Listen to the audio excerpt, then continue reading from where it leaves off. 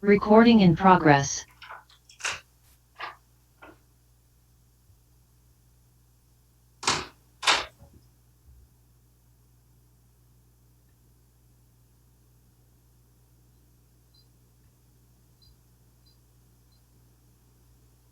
Hello, good morning, good afternoon, and welcome. And apologies for keeping you waiting in the waiting room. We were just sorting out some technical difficulties. The very warmest welcome to the matter of silver, substance, surface, shimmer, trauma.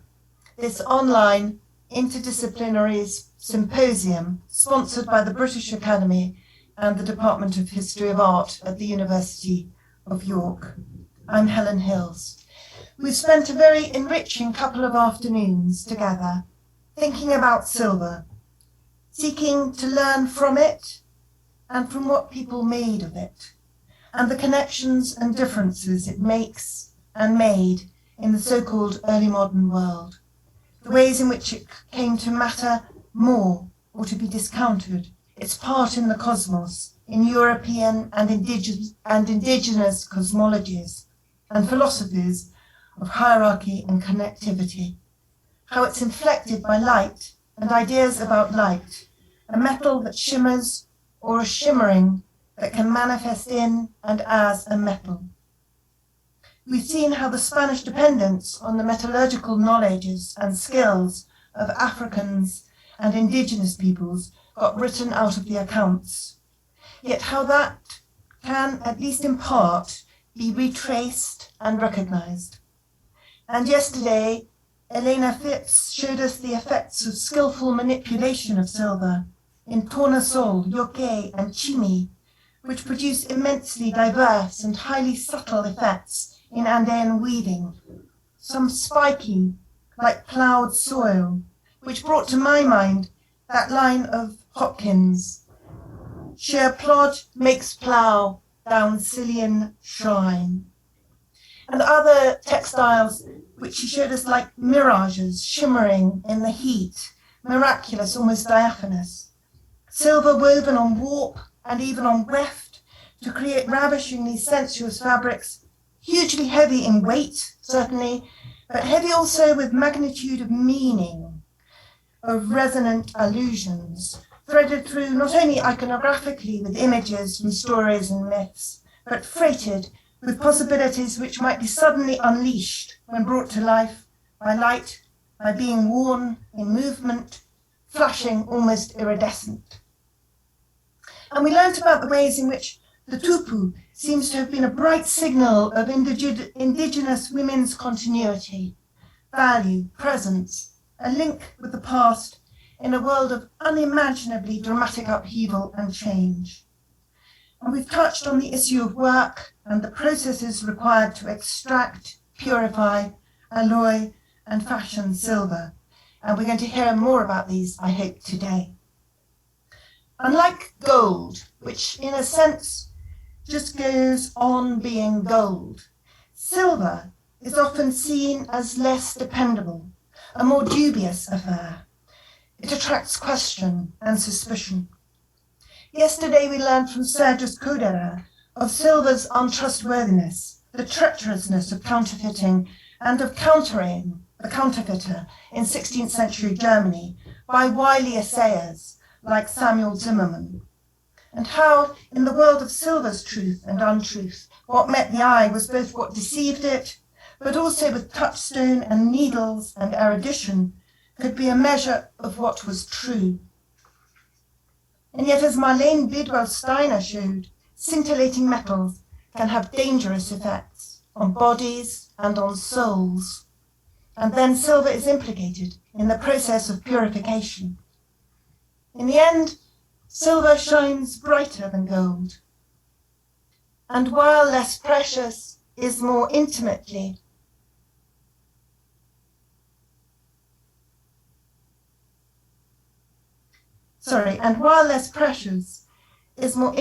associated with processes of purification and transformation. But we've been doing all this online, without the usual conference gratifications of informal chat over coffee and drinks and dinner at the end of the day and chance encounters that spark new thoughts. Yet you people have all worked so hard to keep it alive, including everyone who's asked questions and made comments. So I'd like to actually start today rather unconventionally by asking you all to unmute yourselves and to applaud our speakers over the last days and the chairs for their hard work, and the audience also, yourselves, for the hard work of listening over Zoom, and for the marvellous papers and the generosity with which they've shared their precious specialist knowledge. So please unmute, and if you want to show your faces, do that. But please can we now have a round of applause for our speakers and chairs.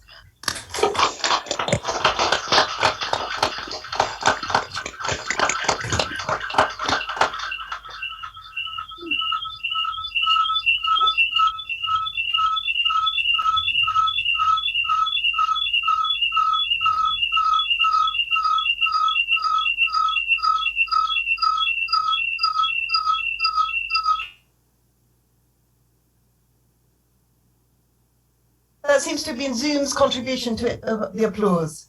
But now I want to hand over to Professor Claire Farrago, a Renaissance specialist and accomplished art historian who's contributed so much in her many distinguished publications, from reframing the Renaissance to her latest concerns with Leonardo and Luster, and who's done so much to help us to think across disciplinary boundaries and limits, who has, if I can put it like this, been formidable in disobeying the disciplinary police, and who has kindly agreed to chair the next session.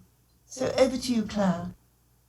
Thank you, Helen. Thank you for that extraordinary introduction for a session speaker, but also for this beautiful conference. It's just beautiful in every single way, that has brought so much cheer to my early morning here in Los Angeles.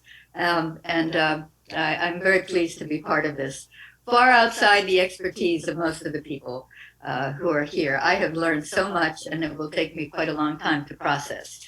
But here I'm going to do a very short introduction and then follow the usual format of introducing each of our speakers and then turning it over to them, and then fielding questions at the end of the whole session, or after. There's a break in the middle. Maybe you could tell me which you'd prefer for me to do. Should I do discussion at the end? I think it's at the end. Never mind. Okay. So here we come to our last panel of this conference, panel number 5, Rethinking Artisanal Knowledge. For the past 2 days, our discussions have been rethinking fundamental assumptions about the organization of disciplines, redressing the past to write a more inclusive, less Eurocentric account of history in the material register.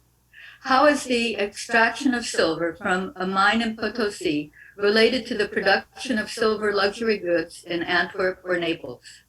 Given that the flow of silver went all over the world, how were evolving methods of silver production distributed in a vast network of agents? Our final session focuses on artisanal knowledge practices, strategically sidestepping the exclusionary European category of art.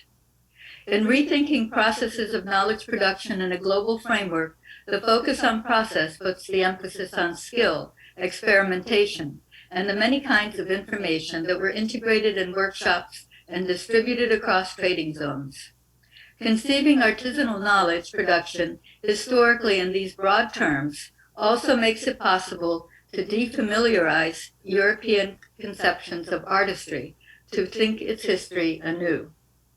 What can an approach focused on processes of making offer from a methodological perspective? Far from isolating certain objects and disregarding many others worthy of study, conceiving historical inquiry in terms of skilled ways of knowing and making asks about various connectivities among peoples, ideas, things. The 3 speakers on this panel provide our multidisciplinary gathering with a sustained focus on artisanal knowledge that includes intellectual, social, economic, and political factors. Our first speaker is art historian Dr. Wim Nis, Deputy Director and Head of Collections and Research at the Museum for Diamonds, Jewelry, and Silver in Antwerp, otherwise known by the wonderful acronym DIVA. He has over 20 years' experience studying silversmith, sculpture, prints, the cultural history of collecting, and gift-giving.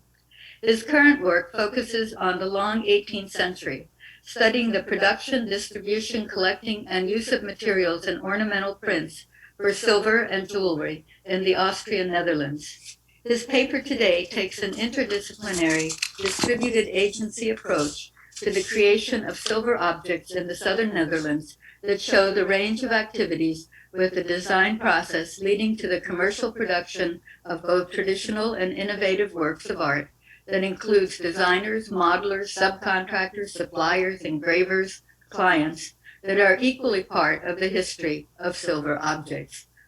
Welcome to Wim. I turn it over to you. The creation of a silver object is in essence multidisciplinary. The inventor, the designer, the modeler, and the maker can be one and the same person. But many other actors are playing a modest to essential role in the design and production process. Some examples made in the 18th century southern Netherlands are illustrating the range of possibilities within the design process and their effect on the commercial product or work of art.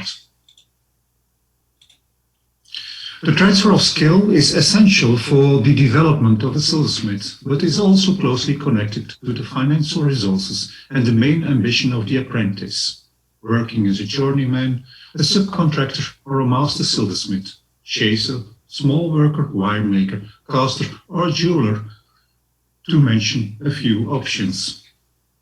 To become a master within the frame of the Silversmiths Guild in the southern Netherlands, at least an apprenticeship of 4 years in the same workshop was obligatory. The average age of starting an apprenticeship was in mid-18th century Antwerp, about 16 years. Information about recipes and manuals in the silversmiths workshops context are very rare, although the publication of technical handbooks on different arts and crafts was accumulating during the 18th century.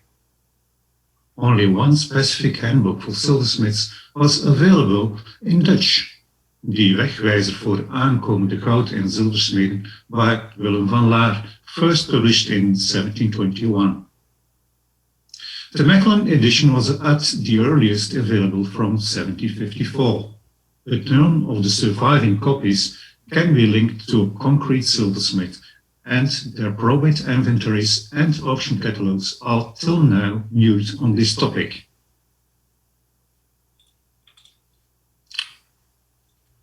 The same is applicable on the Livre de Taille d'Épargne, published in 1702 by Jean Bourget in Paris to instruct silversmiths' pupils. Instructive ornament prints were published in Paris, but also in Augsburg. A large quantity of print series were made specific for silversmiths, including the different stages for the drawing and modeling of ornaments. The numerous engravings after designs by sculptor Franz Habermann could have been very helpful in the design process of silver objects.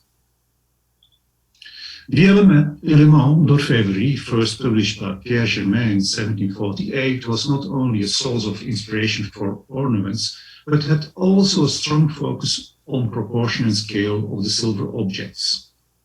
The Ghent silversmith Pierre Tiberghien had a copy of this publication in his collection. In addition to the apprenticeship, many trainees worked as journeymen in different workshops to earn their living, to save money for their registration as a master and the installation of their own workshop, or to become more experienced in specific domains of the silversmith's craft and trade, or even to become the successor of the workshop by marrying the silversmith's widow or daughter. The most fortunate pupils got the opportunity to steal with their eyes in renowned workshops in other cities or abroad. Paris was in the 18th century not only the capital of stylistic developments, but also the place to be for the continental luxury trade. So many of the upcoming silversmiths went to Paris. Lefebvre from Tournai and de Pape from Bruges were active in the workshop of Thomas Germain. De Wey from Alanzy worked as first-in-rank journeyman on royal commissions in the workshop of Jacques Routiers. Meys from Oudenaarde was a journeyman of Antoine Bouillet. In some cases, we can prove that they also learned other technical skills outside the context of the silversmith guild, in workshops of engravers, braziers, or chasers. Thibegien trained as a silversmith in Courtrai and Antwerp, and pupil of the Antwerp Academy, was active as an engraver, whilst he was working as a journeyman in the silversmith's workshop of Johannes Baptist Paulus, where he was also responsible for the modeling of silver pieces before he became master silversmith in 1787. Besides the technical skills, it was important that they were able to calculate the alloy and the allocated prices of the used precious metals. In contrast to technical handbooks, calculations and guides and publications with exchange rates are more often mentioned in probate inventories or auction catalogues. Whether the preserved designs for master proofs were personal drawings by the aspirant master or were made by a master silversmith or another artist is a point of discussion. Anyway, in 1747, again, silversmith was paid by the guild for some designs and models. The handle of the olive spoon design of 1759 is very similar to that on a dessert spoon by the Brussels silversmith Theodor Meesters, dating at earliest from 1758. A Parisian silver sifter spoon of this model can be dated 1739-1740. It is also remarkable that the drawing for the masterpiece by Pia Sauvage is an exact copy of the silver reflector made in the same year by Ferdinand Tubale from Bruges. Or should we think in the other direction? The instructions for the master proofs are revealing both interesting technical and stylistic details. They give an indication of the ambition or specialization of the future master and the introduction of à la mode elements. For instance, Antoine Constant de Bétheny realized in 1763 a holy water stroke with a bas-relief orné d'une cartouche en coquillage moderne. Several aspirant silversmiths were following courses at the Academy of Antwerp, which was founded in 1663. During the 18th century, academies were set up all over the Austrian Netherlands. Several silversmiths were involved in the direction, all were active as teachers in these academies. A drawing by David van Beugen is probably the result of one of the courses he followed at the Antwerp Academy. The chalices and candlesticks on the drawing are exact copies of models published by Pierre Germain. Unfortunate, the drawing is not signed nor dated, but we can suppose that the sketches were made as part of drawing lessons at an academy. At the end of the 17th and in the first quarter of the 18th century, the Antwerp sculptors Lodewijk Willemsens and Johannes Claudius de Kock were famous for their drawing and modeling classes to become a silversmith. Important Antwerp silversmiths like Jan Karel van Beugen and Jan Baptist Buysens were pupils of de Kock.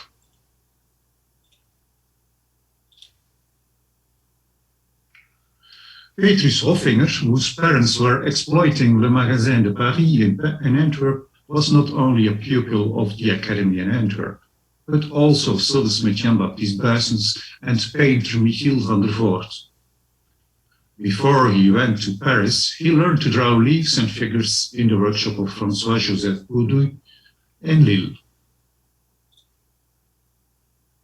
Paintings by Rubens van Dijk and other Flemish masters were direct or via reproduction graphics, often the source of inspiration for the embossed, chiseled, or engraved content on silver, as it is, for instance, the case in the oeuvre of Joseph Seneca and Norbertus Lestens. But also in the 18th century, many silversmiths like Lambertus Hannusse had prints after Rubens and Van Dyck in their collection.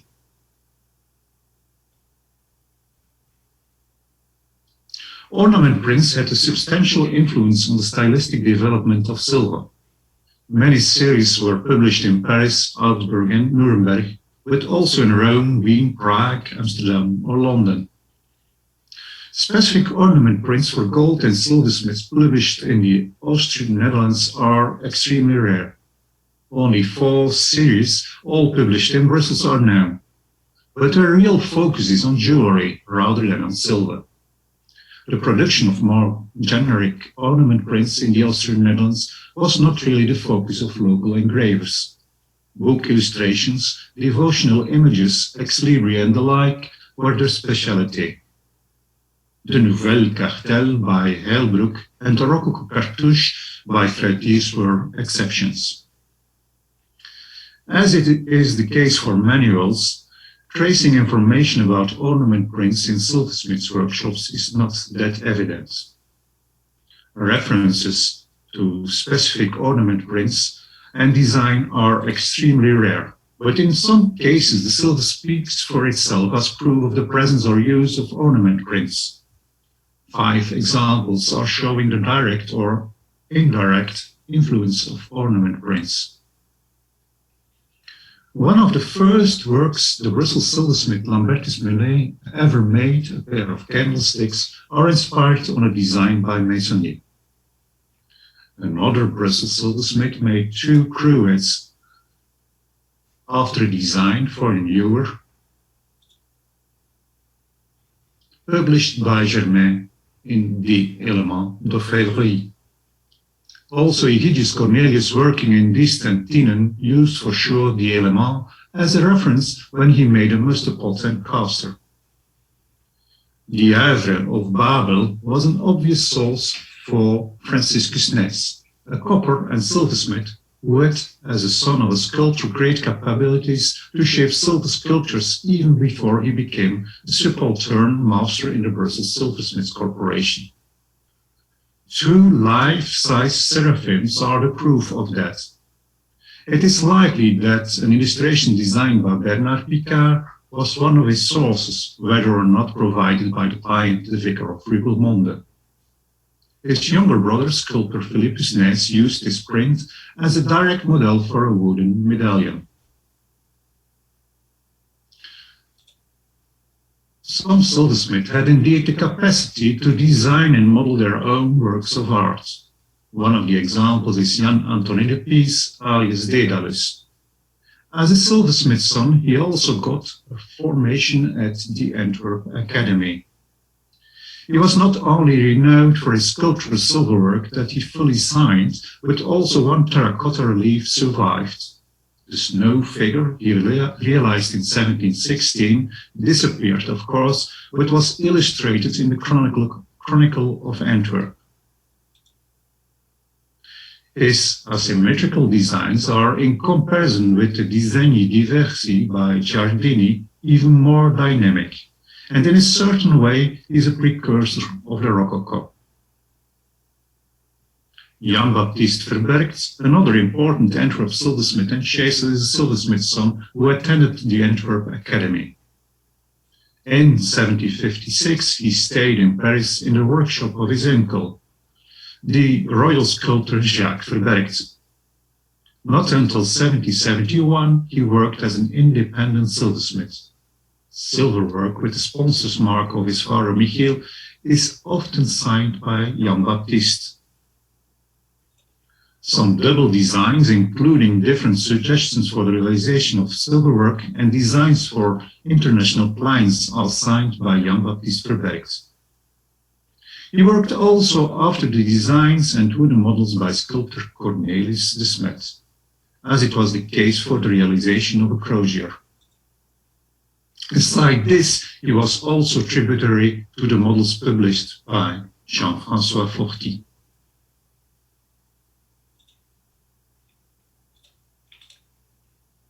Antwerp architects, painters and sculptors were repeatedly involved in the realization of silver. Depending on the situation, the silversmith was the contractor or subcontractor. There was even a division between the different types of designs and models, and within the design process between the iconographic subjects and the form of the objects, and between preliminary sketches, technical designs, and presentation drawings. The sketch for a monstrance by Henricus Verbruggen was probably never realized as such. A double design for a monstrance by sculptor Michiel van der Voort was used as a model by Wierik Somers. Models in wax, wood, and terracotta hardly survived the time. One terracotta model was excavated in Antwerp and can be attributed to sculptor Artus Kellinus.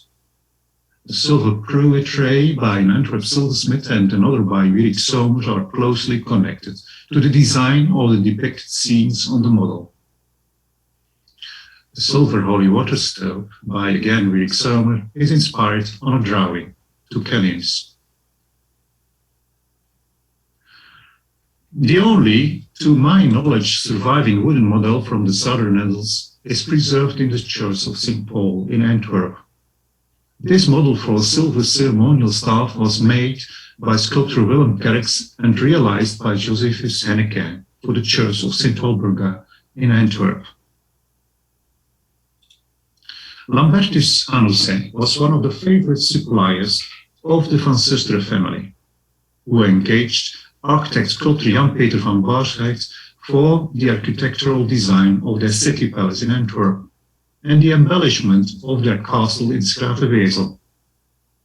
It is quite possible that the design for a toilet mirror was made by Van Borsheid, or that Hanussen was inspired by his designs. Next to the design, technical and commercial aspect could have great impact on the production process and the actual art historical evaluation of silver objects. Within the frame of this lecture, it is not possible to give a full picture, but some special cases are pinpointing the different routes of the production and distribution process. Generally spoken, the production of silver is very traditional, but the case of Leonard Ferrier is showing us something else. Ferrier was born in Duvel and moved at an early age to Lokeren. And after his apprenticeship in the workshop of Lambertus Hanussen in Antwerp, he became journeyman in the workshop of Nicolas Rossard. He married with his widow and moved shortly after that to Antwerp to establish a new workshop and became member of the St. Luke Guild. Like Charles Alexander of Lorraine, the Governor-General of the Austrian Netherlands, Ferrier was experimenting with metal alloys. Not always that successful, and his collaboration with Brazier van Hanswijk led to a complicated lawsuit. The same is applicable with the distribution of his cast small work, which was sold by Dupré-Neuf in Leuven. Only 3 objects by Ferrier survived. A caster and mustard pots in Wien, once part of the collection of Charles Alexander of Lorraine, and a caster in the Diva collection. At first sight, you could think that the object was made with the azure technique, but foot, body, and lid were cast.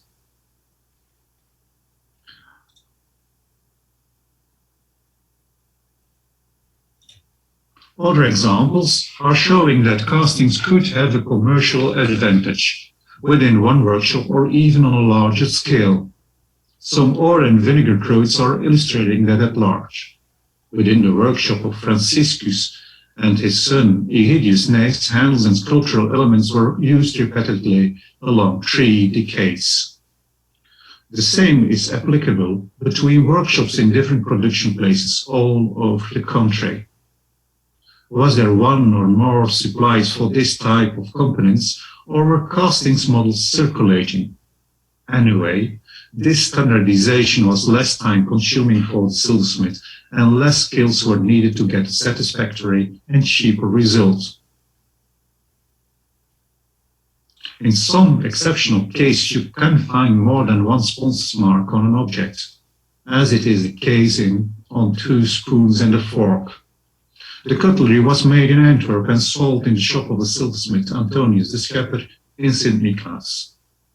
Archival records are confirming that silver, especially trinkets and small work, was distributed to shops in a wide area outside the city, and important goods from Paris and London found also their way to local shops.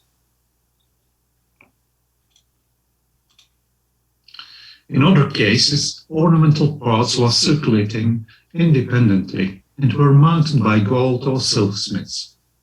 Norbert and his son Norbert Francois Helbroek were known for their engravings on mother of pearl. These plaques were mounted in gold or silver snug boxes in Bruges, Ghent and Oudenaarde, but even in Amsterdam or London, sometimes more than 50 years after the scenes were engraved. Miniature painters were also involved in the production of snuff boxes. For the battle scene in the Helbroek snuff box, the miniaturist was inspired by painting by Ruben Luss. In another case, the miniature in a snuff box by the Antwerp goldsmith Jean-Henri Liénard was based on an engraving by Audran after Coypel. Another proof of the strong connection with Paris is the figure and oeuvre of Jean Béguin from Mons. His library was plenty of French publications. His son Nicolas followed drawing courses at the Academy in Paris, and his work was strongly influenced by Parisian silversmiths. In this context, it is also important to pinpoint that this portrait was painted by Jacques-Joseph de Gaulle, a miniature painter who made numerous imitations of cameos and portraits that were mounted in boxes by Parisian goldsmiths. As stated before, some silversmiths had engraving skills or were members of the St. Luke Guilds. The in Leuven-based silversmith Carolus Becker was active as engraver and specialized in ex libris and heraldry figures. In the case of the silver made for Egidius de Grave by silversmith Petrus van Goethem, the engraving was mentioned separately on the accounts, but without the name of the engraver. On stylistic and technical grounds, the engraving can be attributed to Petrus Goethals. Another Antwerp engraver, Ludovic Fretiers, was responsible for very diverse types of engravings on silver at the time, or several decades later, as it is the case on a salver by Johannes Henneke. One of the clients of Fretiers, priest Ludovic Bos, was the intermediary to connect the local silversmith with his engraver for the finishing touch of the silver box. The engraved cipher on the bottom is related or may be inspired by Dutch ornament prints by de Winter or de Vlo. The training, to conclude, the training and education of the silversmith could be very diverse, both technical and artistic, formal or informal, generic or specific, local or international, within the silversmith workshop or other workshops, at the academy or private schools, and by manuals and ornament prints. The interpretation of sponsors' marks on silver is not 100% clear-cut. The responsibility for the alloy used or sold versus signatures as proof of the artistic invention or the ability of their technical realization as master silversmith or even as a journeyman.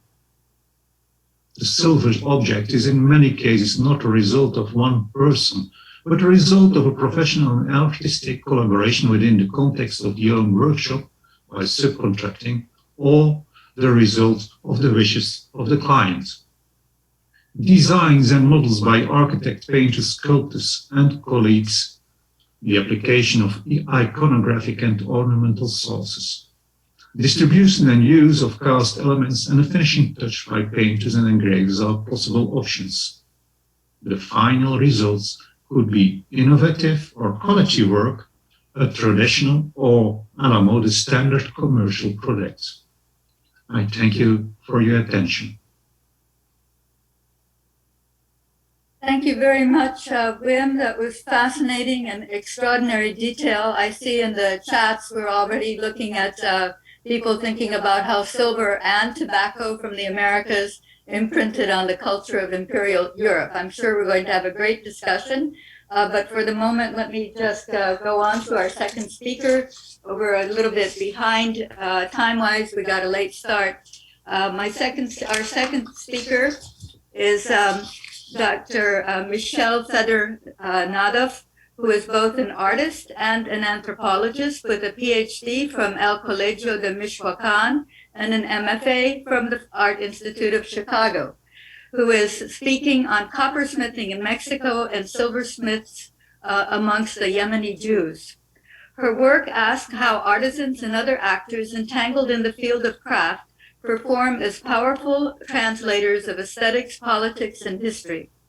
Michelle describes her work as, quote, trying to close the gap between making and studying made things by moving between these fields, even in the style of more experimental writing and video presentations, in addition to her emphasis on practice-based apprenticeship research. She is about to send an edited volume to press entitled Performing Craft in Mexico, as Artisans, Aesthetics, and the Power of Translation.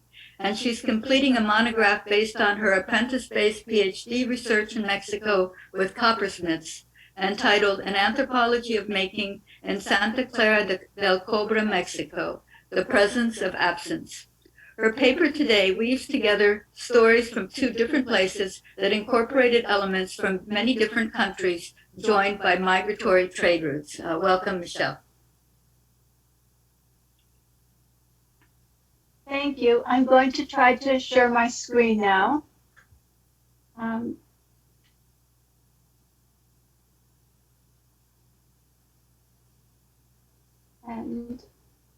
let me know if that was successful. Yes, it's worked. Okay.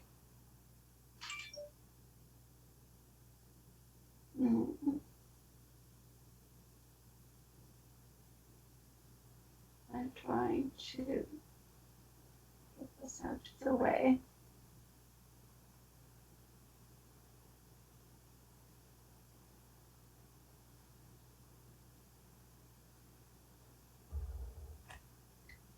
Shortly before the COVID pandemic shut down New York in March of 2020, I was visiting the city, about to begin a series of drawings based on a collection of Yemenite silver donated and housed in YIVO, the Center for Jewish History. The plan was to trace their designs, textures, and elements in pencil, and also with my fingers and eyes and an imagination, in order to understand the techniques that had produced them. But the project was also to trace their connections to other places and times. I had hoped that this would all become more evident as I disentangled these silver lines, marks, patterns, and textures in pencil, and then followed them up with other types of archival study, and eventually actual apprenticeship. These are the dreams of a researcher. As an artist, my imagination carries me far, as a type of passion. The boxes were presented, the pieces were tangled, and in need of tender care and discovery. Soon, unexpectedly, the pandemic hit. The Institute is still closed. What I present today is the very beginnings of a comparative research project that has been stalled, but is still inspired to continue. The original ambition of this paper was to compare the social, political, and aesthetic experience of Yemeni Jewish silversmiths in Israel with that of the Mexican mestizo coppersmiths in Santa Clara del Cobre, with whom I have apprenticed and studied for many years. My objective has been to contrast and weave together the stories of these 2 very different cultures. Both Yemeni and Mexican metalworkers played important roles in developing national aesthetics in Israel and Mexico, respectively, despite their social and ethnic marginalization. Although their history and geographic location are far apart, their experiences bear interesting parallels. The progenitors of these Yemeni and Mexican artisans produced important cult and status objects, employing techniques that incorporated elements from many other countries, joined by migratory trade routes. To work silver, copper is used as an alloy to strengthen final productions. In turn, copper is a metal that through surface treatments and combined with various alloys produces a range of colors, often simulating gold or silver. What can silver and copper metalworking elucidate about intercultural relationships, social amalgams, and artisan agency? And how does metal function as a kind of social-political mold-making, smelting, casting, annealing, forging, and reforging, a decorative filigree of identities and representations? Are the social-political dimensions of these artisans' lives integrated or transformed by aesthetic performance? And how does silver and copper represent more than merely metallic amalgams? In Mexico and Israel, as in many other countries, artisans play a role in the performance and representation of cultural patrimony and national identity, most often invisibly or indirectly, through a presence of absence whose meaning and significance will become clearer further on. Deanna Taylor explains performance as, quote, the multiple forms of corporal actions that are always present, but in constant state of reactualization. These acts reconstitute and transmit communal memory, history, and values of a group or generation from one to the next. These embodied and represented actions generate and register and transmit knowledge. Performance, then, also applies to the field of craft, of making and material culture and process. It is from this perspective that we can understand the experience of the artisans in Mexico and in Israel, Palestine. But there is more to this, because these social and aesthetic performances are complicated by the entanglements of what Paul Basso calls the in-between. In other words, these metal crafts function in both instances as ways to remember, purposely forget, erase, and to reassemble or reconstruct histories and living narratives, power structures, and cultural struggles. A critical aesthetics implies building on what I believe was Walter Benjamin's intentions. Not that the aura of art was over. It was that it all needs to be examined over and over and over again. One way to begin to study these things is by asking who made this, how was it made, circulated, purchased, designed, and executed. Some of the images of silver objects that we see shortly will have authors mentioned. One labeled by the eminent scholar of Yemeni Jewish silversmithing, Yael Gilad, actually notes the designer and the artisan who made this object. Rather remarkably, this piece lists the designer as both individuals, including the maker and the artist-designer. This is no small feat. Who makes things and who builds the archive makes a difference. Whether it is a collection of artifacts or written text, perhaps better said, authorship is often based upon difference. It is useful to record Edward W. Said's seminal book published in 1978 called Orientalism. It is an important framework for understanding the problematics and troubling history of the Yemenite Jewish silversmiths in Israel. Orientalism and its colonial underpinnings are also related to the problems of indigenous and mestizo peoples in Mexico. In this gathering together of images to tell the story, the power of the images and their readings and sources also has become part of the narrative, a sort of underside, like the backside of embroideries. The following is in the tradition of the collage and quilt. It's pinned together and patched. It still needs relocating. It has missing threads, and in some places needs to be opened up further. This is almost like the process of weaving embroidery in Mexico, called deshilado, where designs are created, patterns formed through the careful removal of threads from fabric. This type of operation begins an undoing of the whole cloth, because I'm also looking for frayed truths, the disjunctures between the heroic myths and the sorry disasters, when the savior was really more like Don Quixote and his broken down horse. This project in the making is presented as a collage of moving images and fragments from many sources. My preliminary thoughts emerge through this process of assembling, deassembling, and reassembling. I bring the viewer and listener into this process as much to illustrate the story as to become familiar with it and the archive myself as it unfolds in my story. As we begin to look at the video I have prepared, Edward Said's words help us reflect upon the problematics at hand and our gaze as researchers and outsiders. As Said writes, I have begun with the assumption that the Orient is not an inert fact of nature. It is not merely there, just as the Occident itself is not just there either. As much as the West itself, the Orient is an idea that has a history and a tradition of thought, imagery, and vocabulary that have given it reality and presence in and for the West. The two geographical entities thus support and to an extent reflect each other. It is hegemony, or rather the result of cultural hegemony at work, that gives Orientalism the durability and the strength, the idea of European identity as a superior one in comparison with all the non-European peoples and cultures.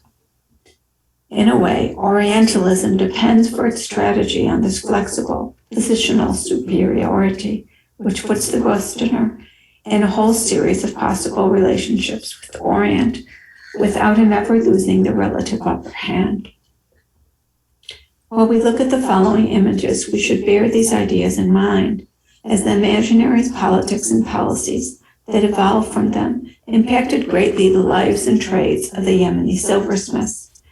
In May 1983, art historian Linda Nochlin wrote a critique of the Orientalist gaze for the May issue of Art in America. Nochlin wrote that despite the acclaim given to the classical Orientalist painters of the 19th century for their acuity and, quote, attempt at documentary realism, unquote, their vision was filled with absence. What does Nochlin tell us about what is absent in these paintings and their framed gaze? Well, one is time. In these images, time stands still. Absent also is the presence of Western man, which was so present actively. In the 1860s, Napoleon III and his government, as well as Russia, Austria, and Great Britain, were taking a great interest in the Ottoman Empire move towards modernity and reform. Absent also was the colonial and touristic presence and its controlling gaze. And absent also was the sense of art as artifice, that the paintings were indeed make-believe, pretenses of reality contrived to be perceived as accurate and scientifically truthful. Absent also from these images were scenes of work and industry, projecting the, quote, vice of idleness, unquote, and the romanticism of a far-off land, a dream world of sorts. All of these absences can be applied to the tropes and representations, histories, and stories of the Yemenite silversmiths, as well as to the Mexican coppersmiths. This brief review begins with the history of Jews in Yemen, the traditional smithing, and then moves to the Yemeni experiences in Palestine as craftsmen in the newly established Mitzalo School of Arts and Crafts. I close with a very quick review of Yemenite self-empowerment and cultural independence, arising in parallel to a generation of new Israeli historians who critique Zionism and the Palestinian displacement and ongoing occupation. Yael Gilad eloquently describes the history of the Yemeni Jews as follows. As she writes, quote, in the 19th and 20th centuries, Jews in Yemen lived for many generations as a minority in hundreds of communities, scattered and different from one another, but both interacting with and being separate from their surroundings. Many folktales and traditions surround the beginnings of the Jewish diaspora in Yemen, legends have influenced the Yemenite Jews themselves and subsequently the producers of Hebrew culture, who viewed the first immigrants from Yemen as members of Hebrew tribes returning to their homeland. One tradition is that the Jews first reached Yemen during the time of the Queen of Sheba and King Solomon in the 10th century BCE. Another tradition dates their arrival to the aftermath of the destruction of the First Temple in the 6th century BCE. Yet another tradition dates their arrival to the period following the destruction of the Second Temple. Those who research Yemen and its Jews tend to assume that the onset of Jewish migration and settlement in Yemen was related to the perfume and spice trade, which already existed at the time of the First Temple. It is thus doubtful, however, that among these early migrants who arrived before the destruction of the Second Temple, that there remained even one Jew who had not assimilated into his or her Yemenite surroundings. But one can assume that some residue of their culture surely survived. After the conquest of Yemen by the Prophet Muhammad's armies in the early 17th century CE, the Jews were forced to accept the terms of the Pact of Umar. This change in the Jews' legal status not only transformed them into tolerated but disenfranchised dhimmi, but also changed their economic status. No longer allowed to own land, they became craftspeople and joined the social class of petty merchants, peddlers, and artisans who served the Muslim urban and tribal classes. As part of this process, the Jews dispersed into hundreds of villages where they found a livelihood working as craftsmen. Between the 10th and 13th century, the Arab-Indian trade period, the Jewish population of Yemen was augmented by large-scale immigration. Jewish merchants from all over the Mediterranean basin settled in Aden and the interior of the country. In Jewish silversmithing in Yemen, specialist silversmiths enjoyed an influential status that towered over all others, since silversmiths belong to the community's spiritual elite. End quote. The artisans are also rabbis and were rabbis and religious scholars, Kabbalists, and experts in poetry, song, homiletics, and biblical exegesis. The silversmiths maintained this status even after Ottoman rule waned in Yemen before the first waves of immigration to Palestine in the late 19th century. Women were the prime consumers of these items of jewelry, which not only signified status, but the woman's body itself, emphasizing it through its embellishments or concealing it. A woman's jewels were her only possession, also assuring her of some emergency economic independence. Mostly made from filigree of woven silver thread and granulation techniques, this corpus of jewelry and its symbolic motifs mirrored the myriad of cultural interactions Yemeni Jews had with other cultures in the region. Upon immigration to Palestine, this entire field of silversmithing and its producers, consumers, and other actors became reconstellated and reconstituted around the Zionist visions. The first Jewish immigrants that arrived from Yemen in 1882 included silversmiths and other craftspeople who worked with local Jewish, Christian, and Muslim artists to produce souvenirs, and in craft workshops founded by the Alliance Israelita Universale. In 1906, Boris Schatz founded the Bezalel School of Arts and Crafts in Jerusalem with the goal of the creation of a Hebrew Eretz Israel style. Bezalel also included a museum, which grew into the Israeli Museum of today. The school functioned in its first phase until 1929, reopening again in the 30s. Decorative arts were produced and commercialized. Teaching the Bible was part of the curriculum. Yemeni Jews were used as models in the figure drawing classrooms. In 1909, silversmithing was incorporated and Yemeni artisans were included, but only as native workers. European Ashkenazi Jews were professors and designers. In addition to institutional patronage, private initiatives for artisans that also included Yemeni women as embroiderers and weavers were formed. Quoting Gilad, this patronage was the way towards creating an official national art that was also influenced by the Orientalist discourse, unquote. Biblical figures such as Queen Esther or Judith were represented in palm tree-filled landscapes, on wine cups, and in cameo pins. Despite this story of appropriation, silversmiths did become independent. Born in Saudi Arabia in 1901, Shalom Chaim Nadav studied at Bezalel after being ordained as a rabbi in 1922. After presenting his silverware at World's Fairs in London in 1924 and 1925, Philadelphia in 1926, he then participated in the World's Fair in Chicago, where he settled, working as a rabbi and silversmith until his return to Israel in 1974, where he died in 1987. The last large immigration to Israel from Yemen took place in 1949 to 1950. Called Operation Magic Carpet, Israel sent planes to evacuate the 50,000 Yemenite Jews to Israel after the state was declared in 1948.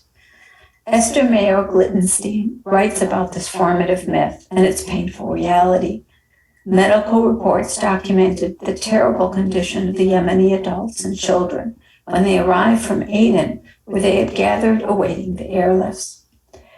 Gilad writes that, quote, Zionism had two narratives, one national, in which the tribes of Israel returned to the promised land and are remade into a single nation, as in the days of old. This was accompanied by another narrative about the progress and modernity that technological advances in Western Enlightenment would bring to the backward East.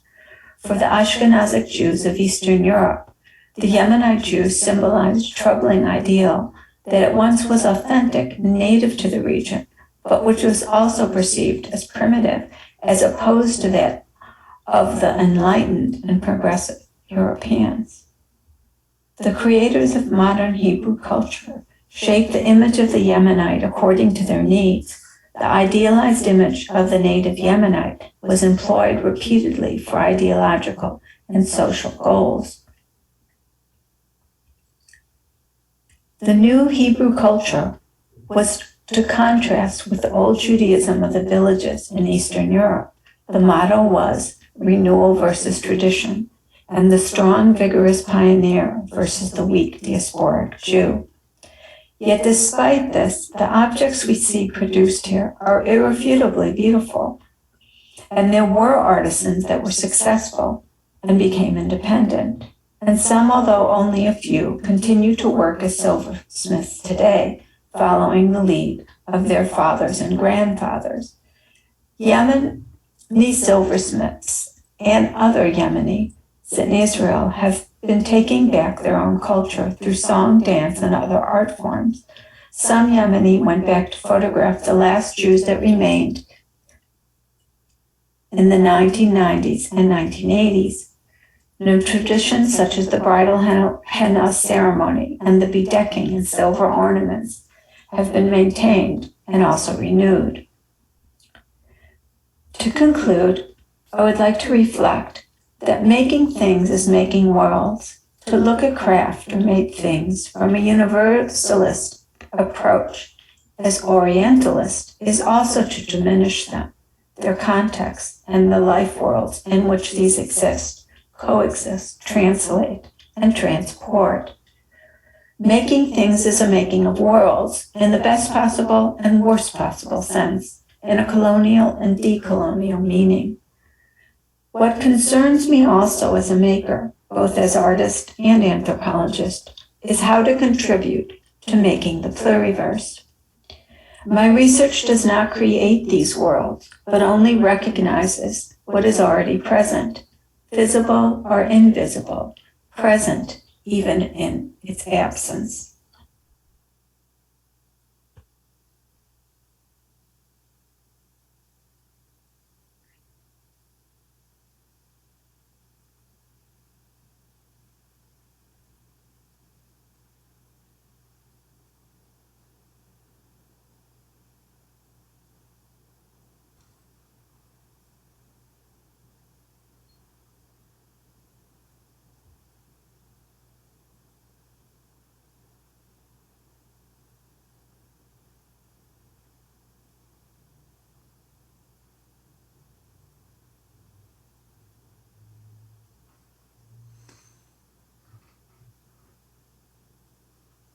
Thank you very much, Michelle. That was an amazing presentation. So much to think about, such beautiful language that you used to articulate the complexity of cultural interactions and taking back one's own life. I don't even know where to start, but for the moment, we're going to hold questions and take a brief break, allow people to absorb and process for a few minutes, and then we'll be back with our third speaker. And I'll try to fix the lighting because while you were speaking, the sun came up on this side of the world. Thank you. Okay, so we'll have a break of 10 minutes.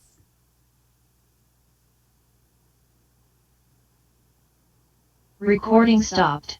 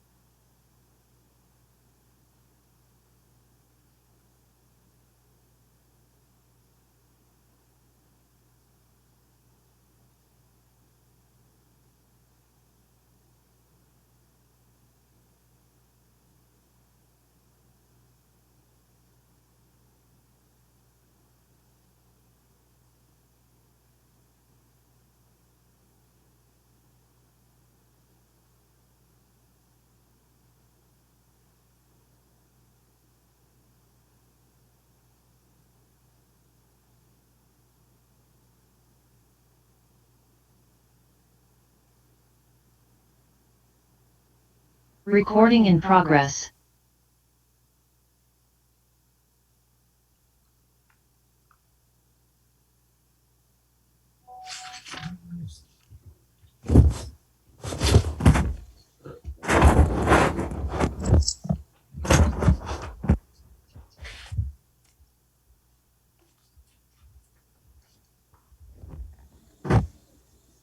Shall we start? Are we ready? Yes, please, Claire. Okay. Welcome back, everybody. That was an amazing start to the day. I'm reminded about the late John Lewis, our civil rights leader and congressman, who insisted to his final breath to make good trouble. I just love this line. There's so much in both of these talks, but I want to start with this line. The underside of the narrative is like the backside of an embroidery technique used in Mexico, where threads are first removed. So we're going to continue hearing from different parts of the world and the mixing up of things from our final speaker, Dr. Margaret Bolton, or less formally Maggie, who is a social anthropologist at the University of Aberdeen and has done fieldwork in the south of Potosi Department in Bolivia. Her initial career was in engineering, in which silver featured as a constituent of brace forms or for joining components made of other metals. She has written on camelid herding and conducted extensive archival research in Bolivia on silver mining in the 17th century Sud Lipez, where present-day towns are located on the sites of old mines and refineries, some bearing names related to the silver refining process of mercury amalgamation that has been discussed in several papers already at this conference. More recently, she has been researching connections between Aberdeenshire and the silver and tin mines of Bolivia in the late 19th and early 20th centuries. She has also carried out ethnographic studies with miners, reworking the mines of previous centuries, which is the subject of her paper today, titled Flowing Silver and Ephemeral Cities, Working in the Ruins of Colonial Silver Mines in Southern Bolivia. Welcome. Thank you, and thank you so much to the organisers for inviting me to this incredibly rich and interesting conference where I've already learned so much. I'll try to share my screen.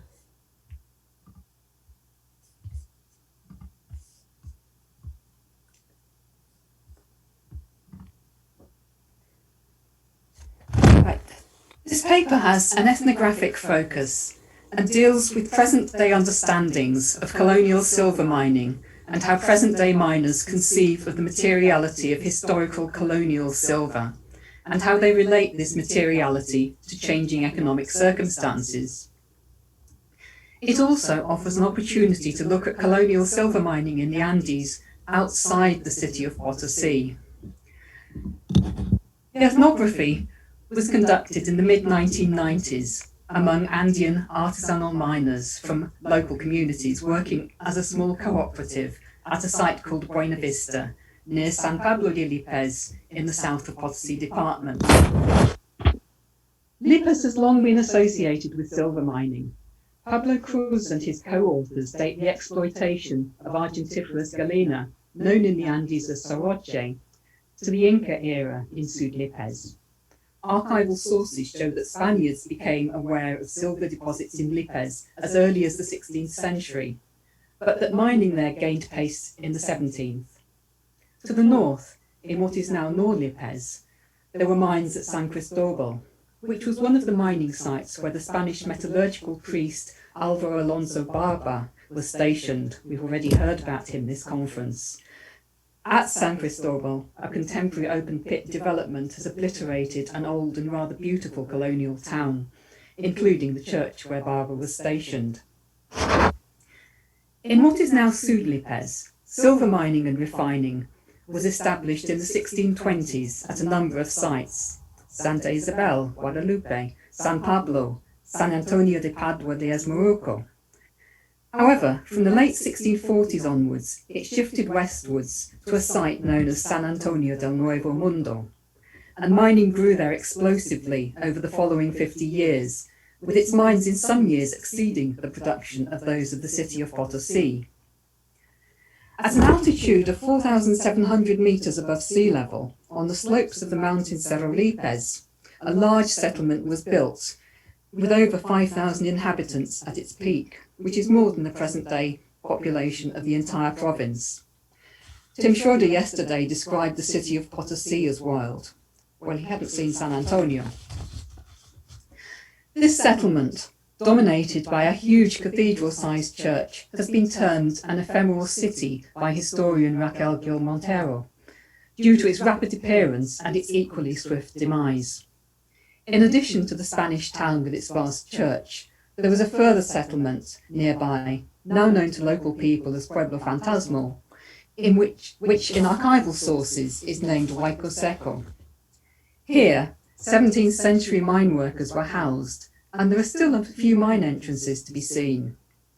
This settlement was periodically threatened with demolition by Spanish authorities in the 17th century, since it was the home of a variety of rootless people considered to be drunkards and either ore thieves or independent miners, depending upon one's perspective.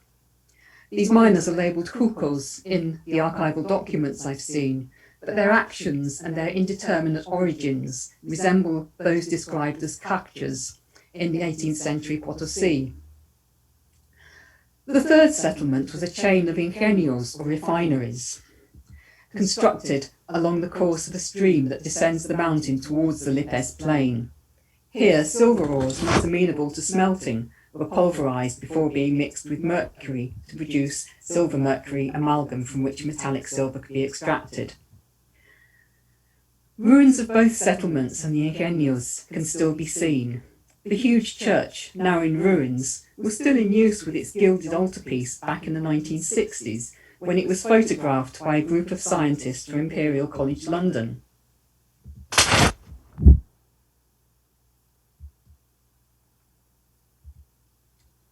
Sorry, I can't get my next slide to...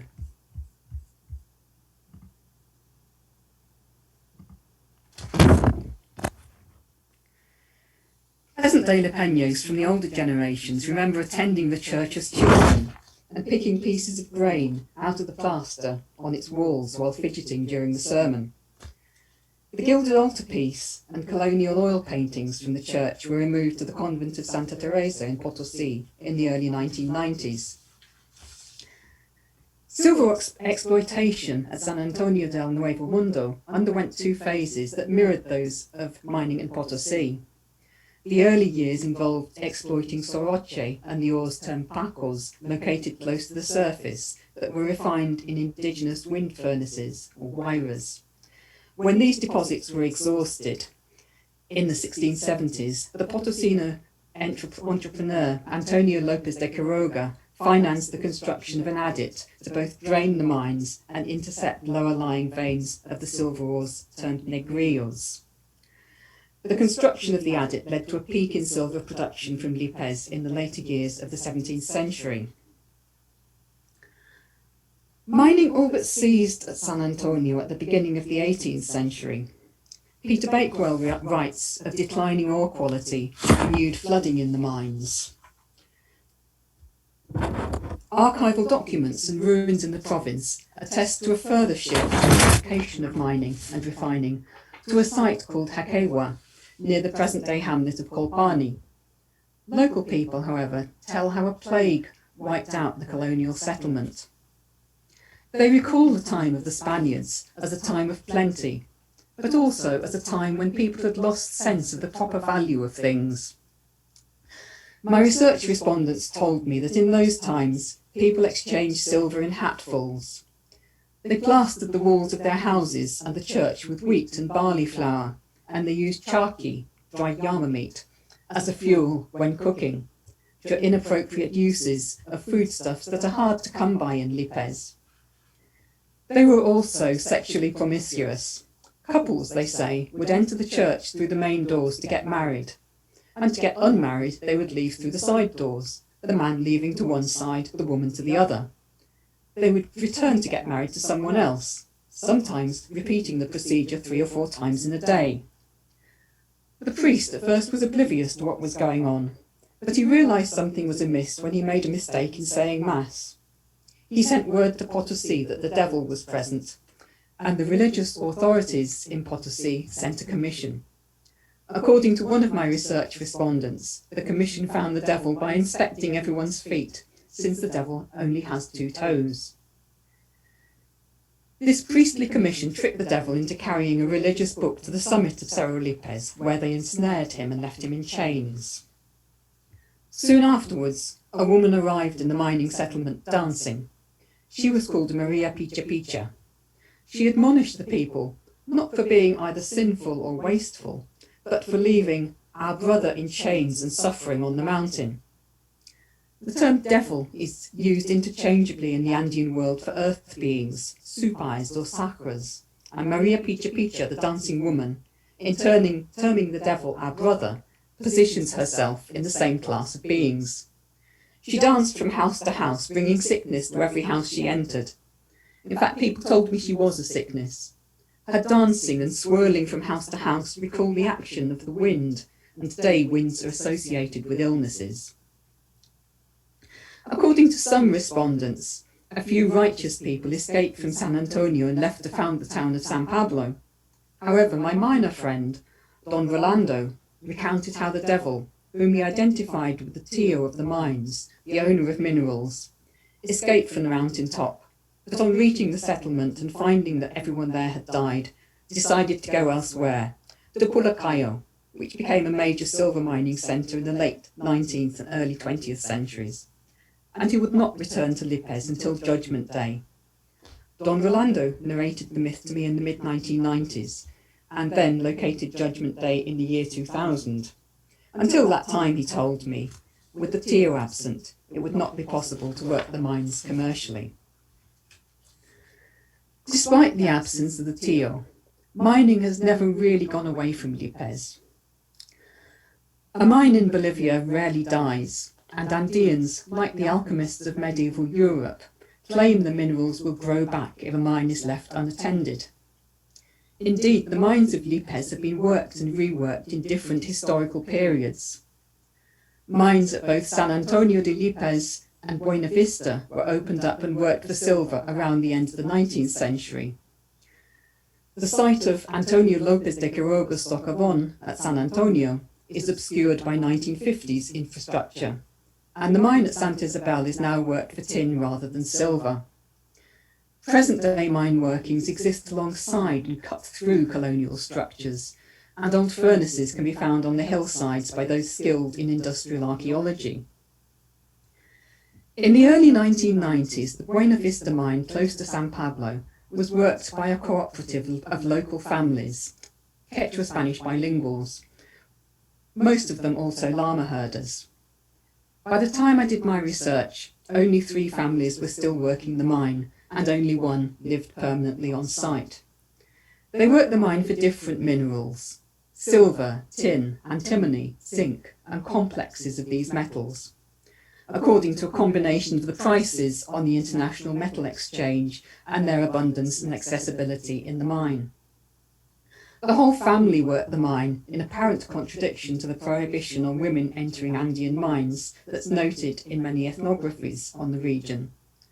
Don Rolando was the cooperative leader, and his wife would accompany him underground, as would their various children, dogs, and on one occasion a kitten. The site demonstrated an entanglement of ruins from different periods. Some of the mine tunnels were very old, but most of the ruins around the mine, a stone building that used to house a steam engine, a chimney on top of a hill, and ruined houses at the entrance to the San Pedrito adit, dated from the 19th century. Further mine workings dated from the 1950s, as did the dilapidated corrugated metal-roofed adobe buildings of the mining camp where Don Rolando and his family lived. By the early 2000s, a large mining company doing exploratory work for gold had obliterated the 19th century ruins and constructed access roads across the site. It's too simple to describe what remains at Lipez mining sites as a layering of ruins. As Christian Seminetti reminds us, mining confounds archaeological ideas of stratification and superposition. One does not go back further into the past the deeper one goes into a mine, as recent mining work cuts through earlier excavations.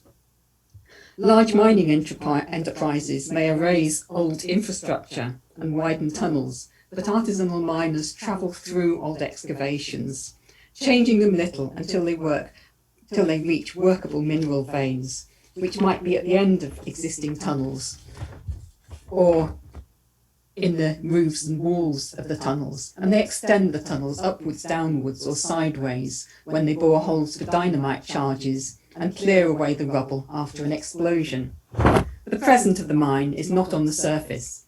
To get to the present involves descending into the earth. To enter the Buena Vista mine, one passed the 19th century adobe ruins of workers' accommodation and a livestock corral.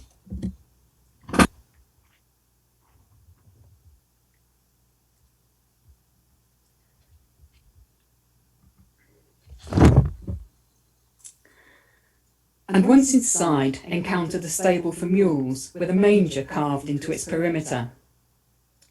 Further inside there were two large circular chambers, each beside a deep shaft, where the mules worked, turning hoist to bring silver ore to the surface. In one of these chambers, the cooperative miners had fabricated and painted a figure of the Tio, the owner of minerals, and he sat surrounded by fading streamers and Singani bottles from carnival celebrations. A few yards further on, to the left, one could descend a narrow sloping tunnel, a pique, a mere hole at one's feet that led to the lower level galleries where Don Rolando's family worked. At the end of the tunnel into which the pique descended, the family could be found working. Don Rolando would be hammering the rock to set a dynamite charge, or perhaps pushing a detonator with fuse attached into the dynamite before inserting the assemblage with due caution into the hole, adding some ammonium nitrate wrapped in paper to the charge, lighting the fuse and retreating a safe distance. Following an explosion, the family would sit at some distance from the mineral face, chewing coca, passing round a plastic bottle of cane alcohol to chaya, to pour libations and drink some, and chatting as they allowed the dust to settle. The pause was necessary, they told me, to avoid inhaling dust and getting ill with silicosis. All the family members worked hard and were underground for up to 15 hours a day, but they struggled to make the mine pay. Much as they worked, they were always waiting for trucks to take their mineral away, or to be paid for what they'd already delivered, and the money never came in fast enough to cover their living expenses and the mining materials that they needed. Their debts to local shopkeepers in San Pablo eventually escalated out of control. When I returned to San Pablo in the early 2000s, they'd disappeared, having fled almost overnight, leaving behind them debts and feelings of resentment among their creditors. With the ruins of so many cycles of past mining surrounding them, it's unsurprising that the miners of Buena Vista talked about the past. They did so with ambivalence. While they distanced themselves discursively from the Spaniards, they also acknowledged that many of their forebears had come to Lipez to work the mines in the past, and they claimed the ruins as part of their heritage. The peak of mining production in Lipez is remembered both as a time of decadence and also as a golden age of plenty, when silver was exchanged in hatfuls, food was abundant, and people enjoyed plentiful sex. They might describe the era as the time of the Spaniards, but Lipeños also identify with the colonial miners, their prosperity and their tribulations. Don Rolando talked about colonial silver as genuine silver, plata genuina, pure silver, plata pura, and original silver, plata original. He told me how the Spaniards had buried their silver treasures following the wars of independence, and how the ground at these sites burns or glows at night, particularly in August, the month when Lipeños consider that all the things of the earth are open. What fascinated me, though, was his assertion that, at the time of the Spaniards, the silver mined in Lipez was liquid, plata líquida or plata fluida. On one occasion he used the term plata corrida, running silver, which made me think his idea might come from the term plata corriente, silver currency. Plata corriente did flow, as it was the silver that circulated in transactions as goods and services were exchanged. Don Rolando had, I thought, misunderstood the silver that circulates to be literally a liquid.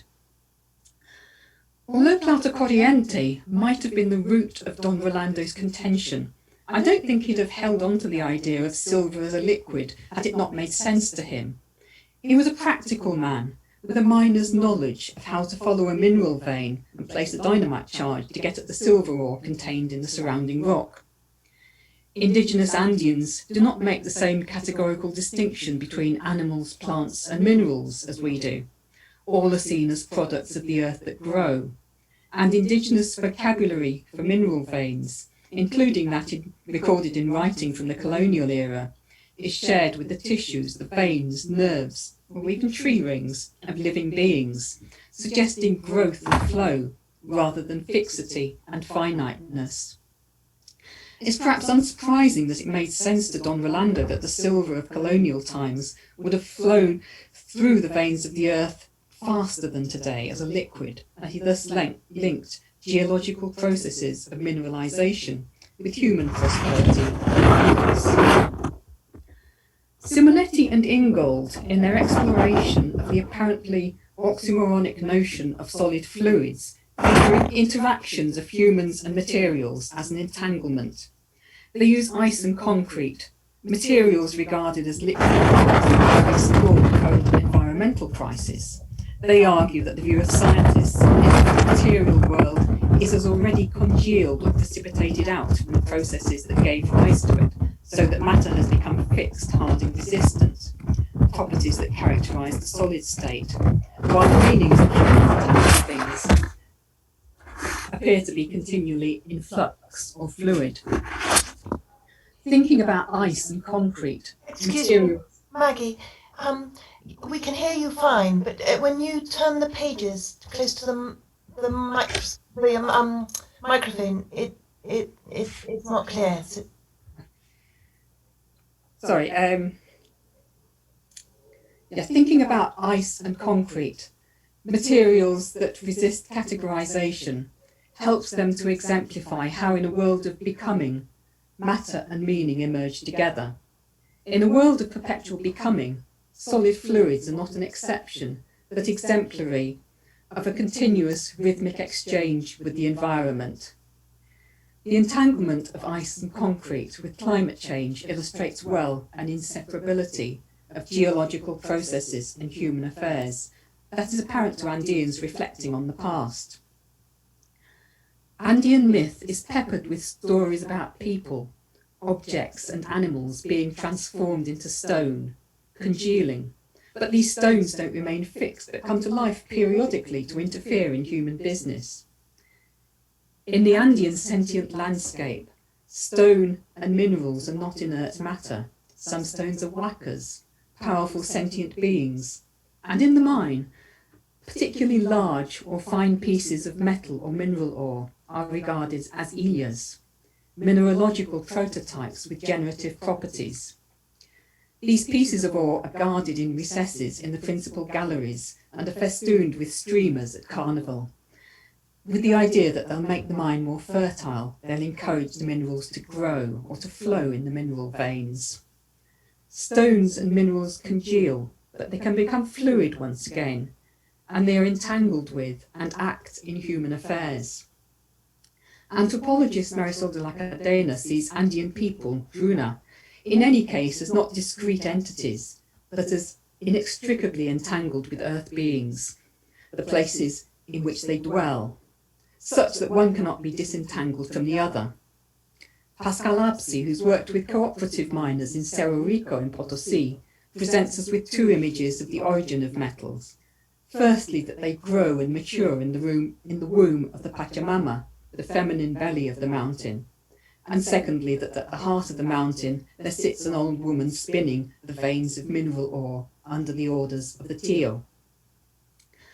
The two images are not at odds, since indigenous Andeans, as Tristan Platt notes, describe the fetus within a woman's womb as being spun from the mother's blood, in another mixing of solid and liquid. Mines do not die, but they're not unchanging. In colonial times, the Pacos and Soroche ores gave way to negrillos, which disappeared when the Teo left for Pulacayo, only to reappear at the end of the 19th century. These sorts of changes would have made perfect sense to the metallurgical priest Alonso Barba, who considered that nature has a productive or generative virtue, that metals have a life and can reproduce themselves in the earth from the cooking, transformation and congealing of combinations of sulphur and mercury in the presence of different amounts of moisture. His idea of this lively matter was separate from but converged with the ideas of Andean people, as indeed Carmen Salazar Soler has noted. The way Andean miners conceive of metals today has most likely resulted from a meeting of European and Andean ideas and understandings of what happens beneath the surface of the earth. Simonetti and Ingold consider the solid fluids, ice and concrete, as particularly apt for thinking about the period of profound change of climate that we're experiencing at present, and compares the way that scientists and Inuit people perceive change. They note that while scientists perceive change to be illustrated by plots of static averages, Inuit people consider their environment to be in a process of perpetual becoming marked by rhythm. Lupeños and other Andeans also experience the world as a process of rhythmic fluctuations, albeit in their conceptualization with drastic turnings around at the end of cycles, rather like the change of direction of a pendulum. These turnings around are termed pachacutis in oral tradition, and they separate one mythical age from another. Harris and Buizcasanya note how contemporary Aymara people talk about Judgment Day as the end of one era and the beginning of another, as did Don Rolando, for whom it signified a time when the Teo would return, mines would become workable, and silver would again start to flow. Judgment Day was not the end of everything, but the next Pachacuti. Likewise, the end of colonial mining when the Teo left San Antonio was a Pachacuti, when silver congealed in the mineral veins as it ceased to flow in transactions. Thinking of silver as oscillating between solid and fluid forms in different eras helps illustrate the entanglement of metals, mines, and the affairs of humans. Geological processes and human affairs, matter and meaning, are always have been intertwined. So in retrospect, Don Rolando's description of colonial silver as liquid seems far from a misunderstanding of a term for silver currency. Thank you.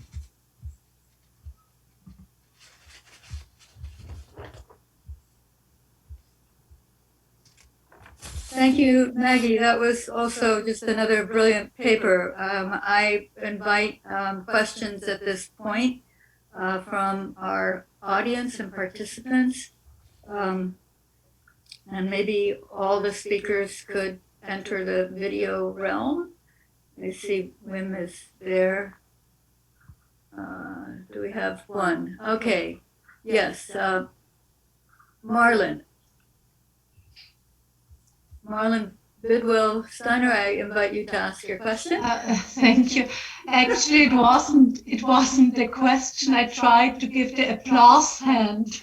Okay. I do the comment of an applause now. It was really a very, very interesting paper. I loved it. Thank you, Maggie. Thank you. Others, appreciation.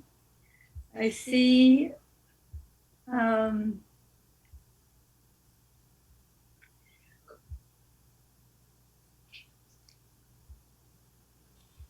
I don't see other questions.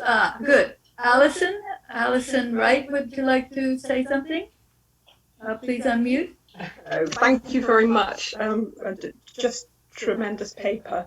And my question to Maggie was, if she could tell us a little bit more about the sort of, I don't know, the moral coding of the Teo, because I'm not familiar with this this type of earth being, and I wondered what its relationship was, if any, to the colonial period as well as perhaps the pre-colonial in the indigenous thinking about the owner of the minerals. Because it's fascinating, this sense of a returning figure who will then cyclically restart the flow of the silver in some way. And I wondered how you understood that, or is it possible to understand that in Spanish colonial terms as well?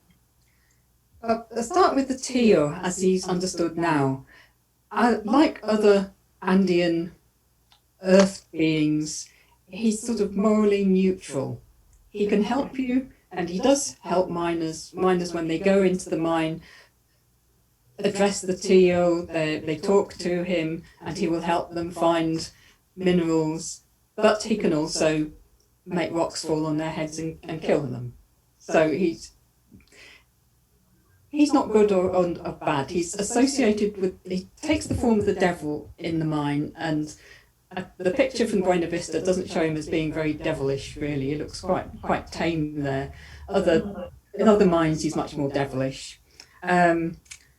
But he's not necessarily evil, and he's very much related to the earth beings of Andean peasants outside the mines. And I think there perhaps we get to something that might relate to the colonial era, because I think there is a continuity between how Andean people today understand the earth and how it's personified, probably how they did in colonial times.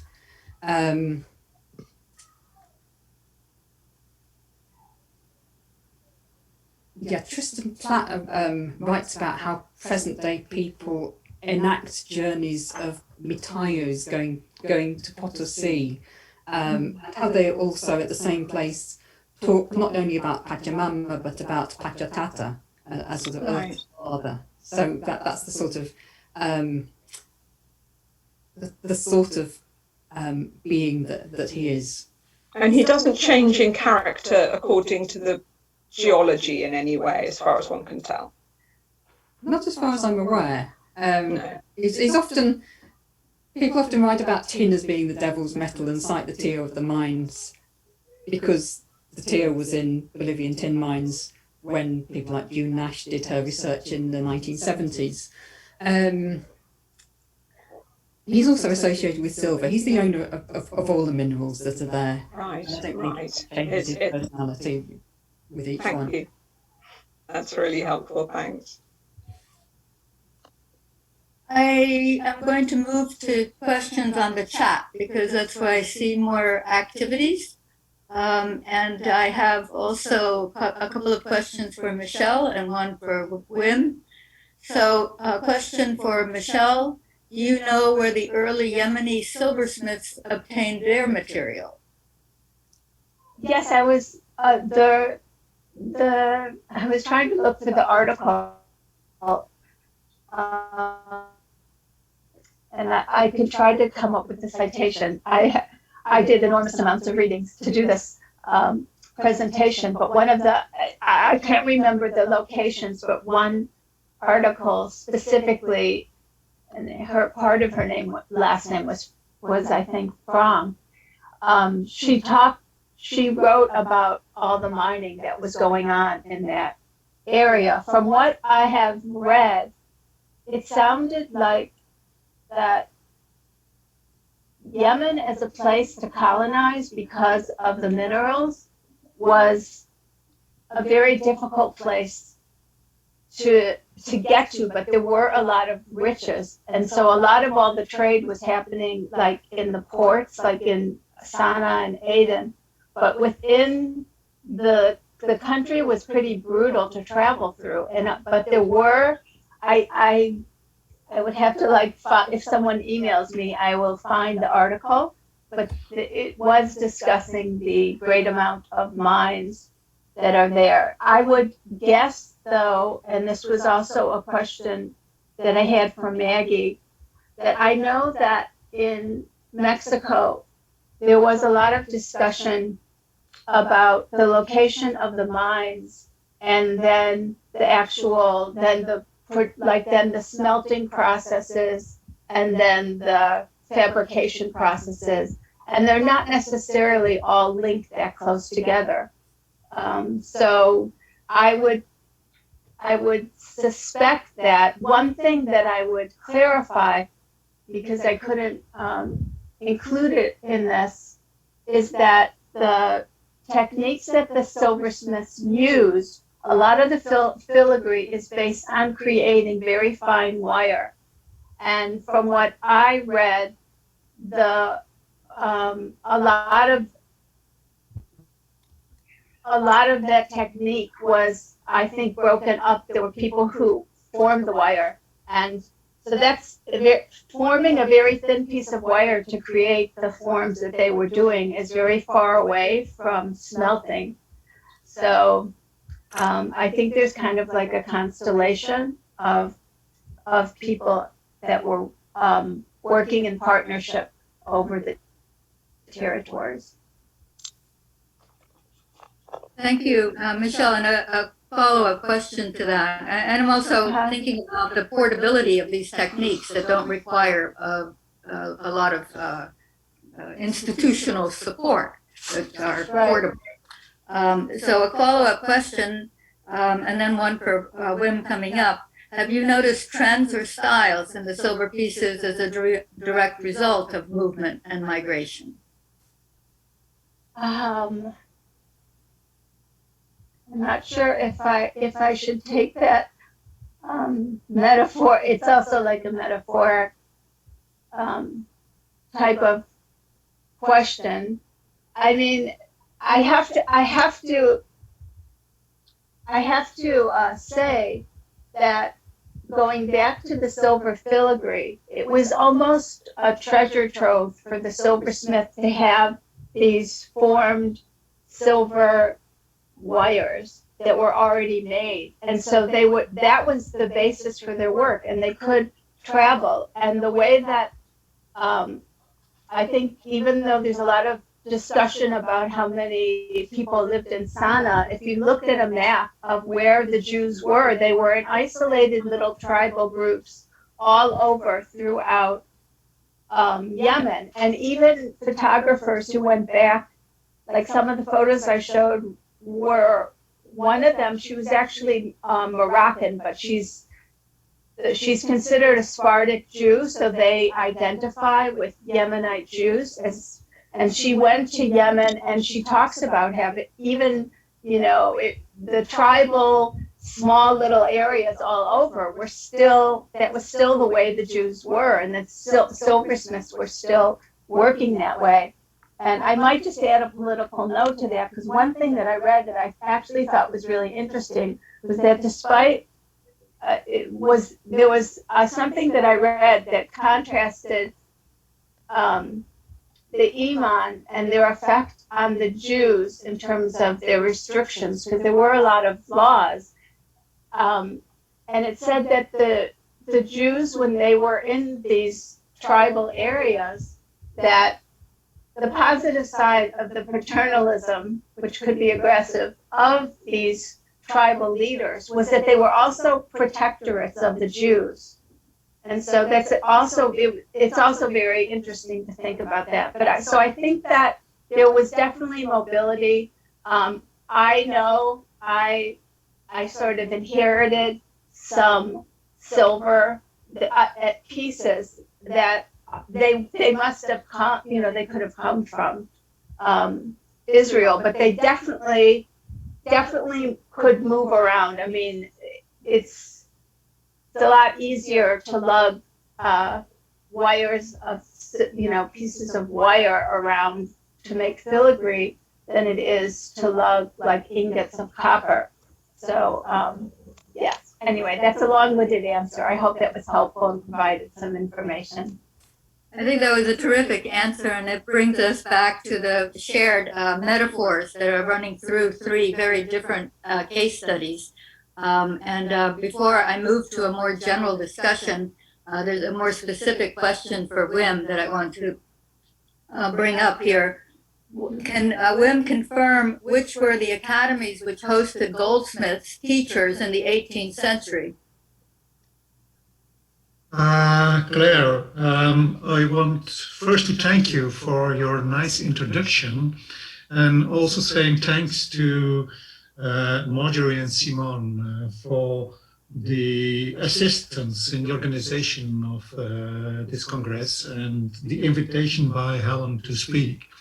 And I'm very glad to take part of this conference.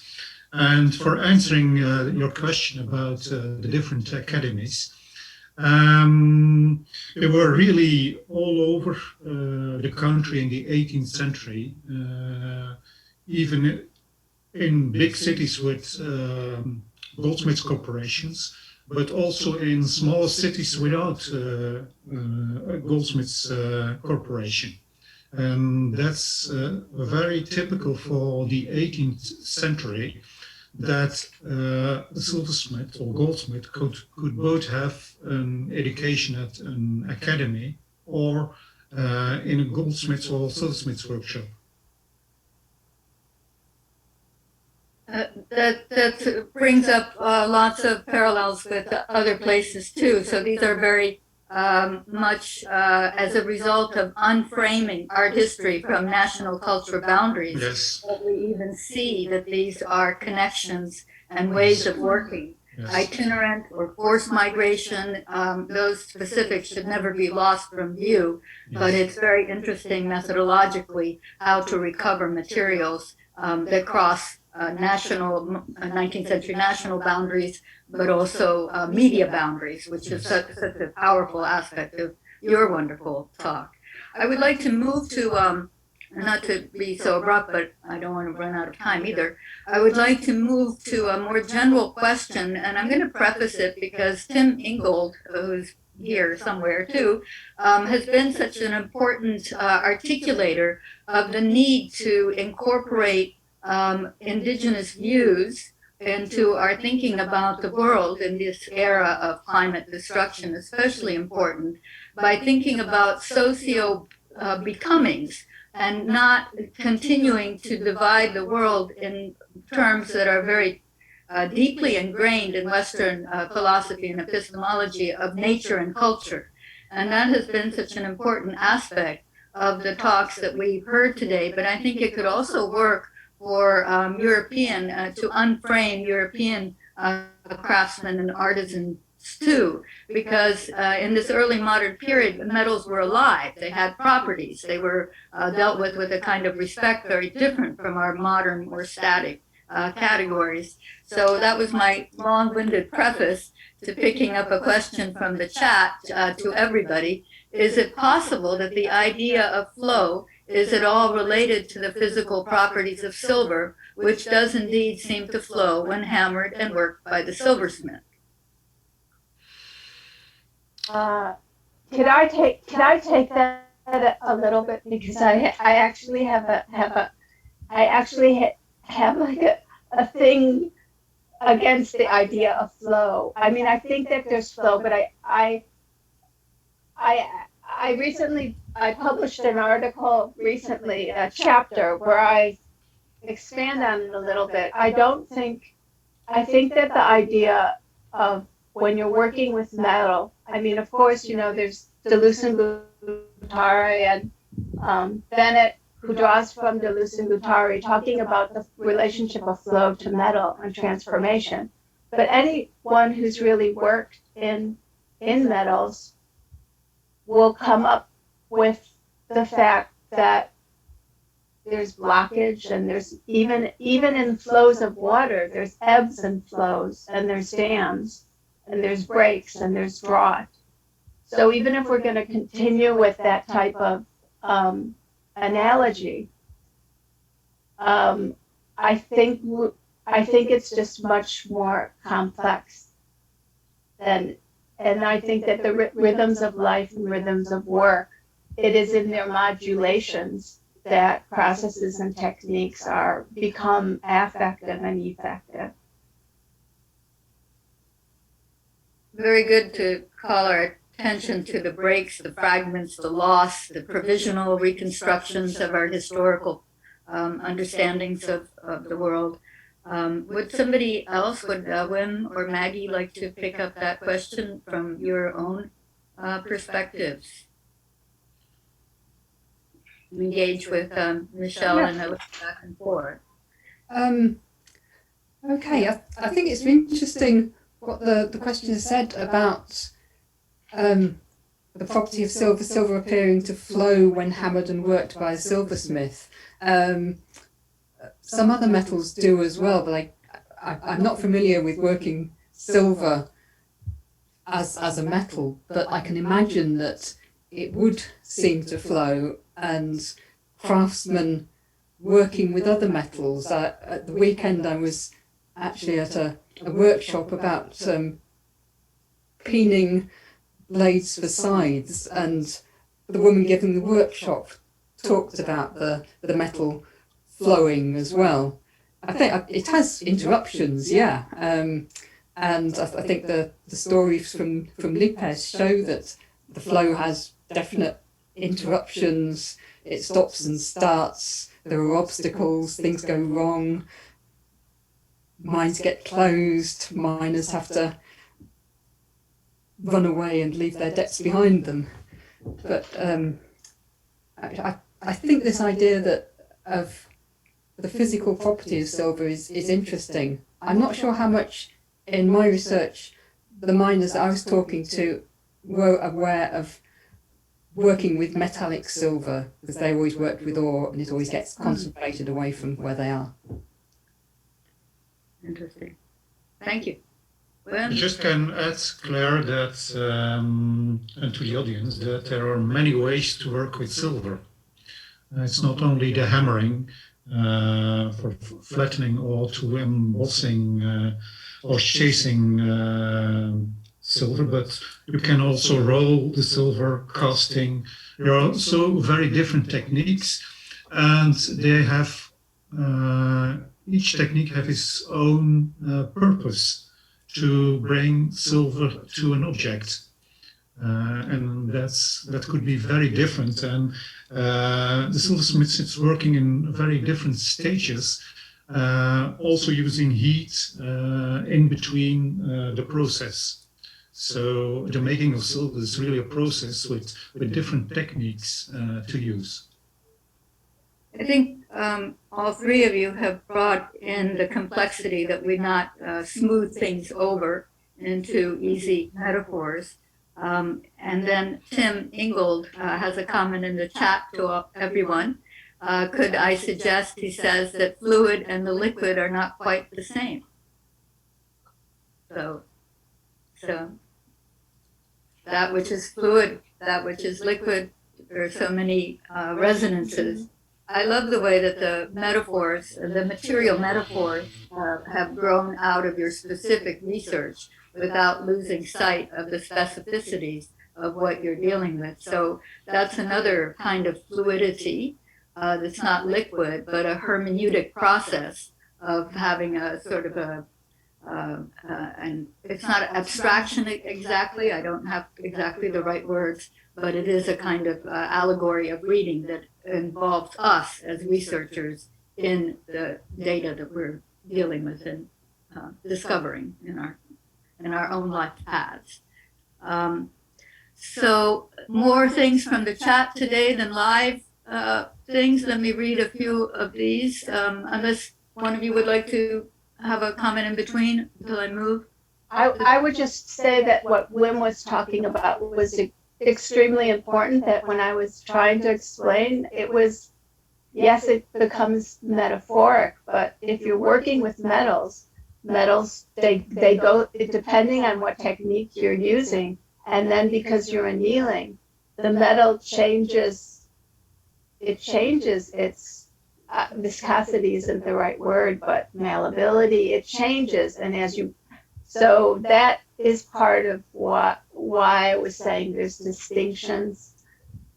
And I thought that Wynn was addressing it really well. But as someone who works in metal, I think there is a very big distinction in how when you're looking at something, how you perceive it as being done and how you do it. And there's also a big distinction between someone who is a novice doing something and someone who is more of an expert or experienced. So I think it makes that concrete experience is very different. Fantastic. So I'm getting more comments in the chat that I think I'll just share with you. A long one from Jane Mangan.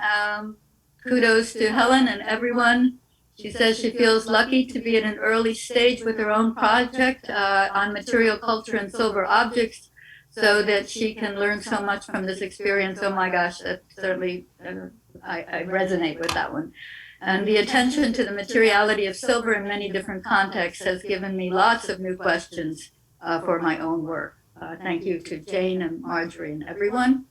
And then more references. So Janine Scary says to everyone, the best modern published source for cross-cultural discourse on metalsmithing is O.P. Umtracht, Metal Techniques for the Craftsman, published in 1968.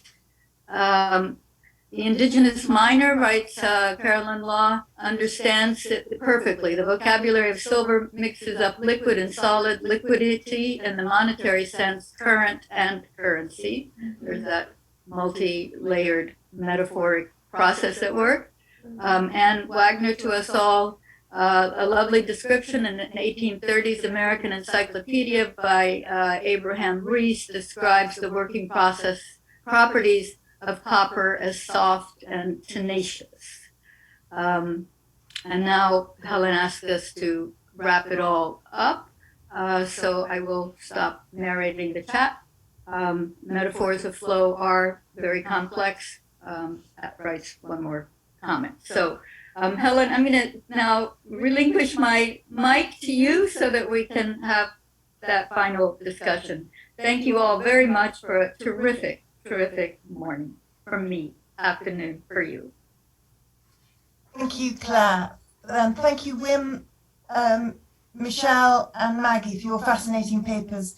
Thank you, Claire, for chairing and for this wonderful discussion that's emerged. And I just want to pick up one of the points which has emerged in the chat because it's an important one from Alison Stielau, which just leapt out of sight. I think metaphors of flow, she writes, are problematic when we discuss movement of precious metal from the conquest and colonial period, as it tends to erase the human actions and violence behind that movement. There's always this dark undertow, isn't there, wherever early modern silver is concerned.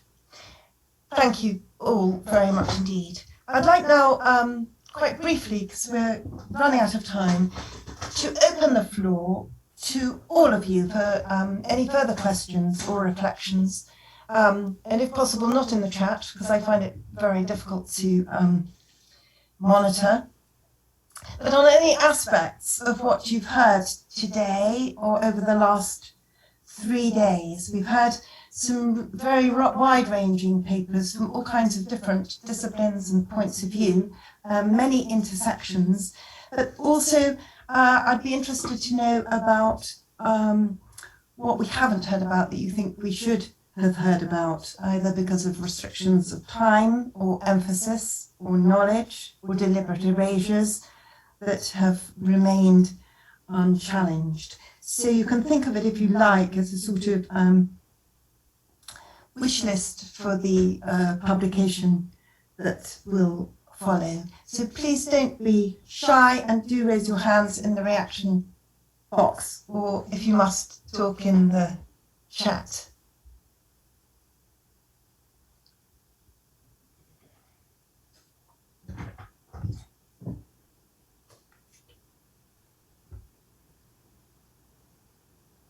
Tim Schroeder.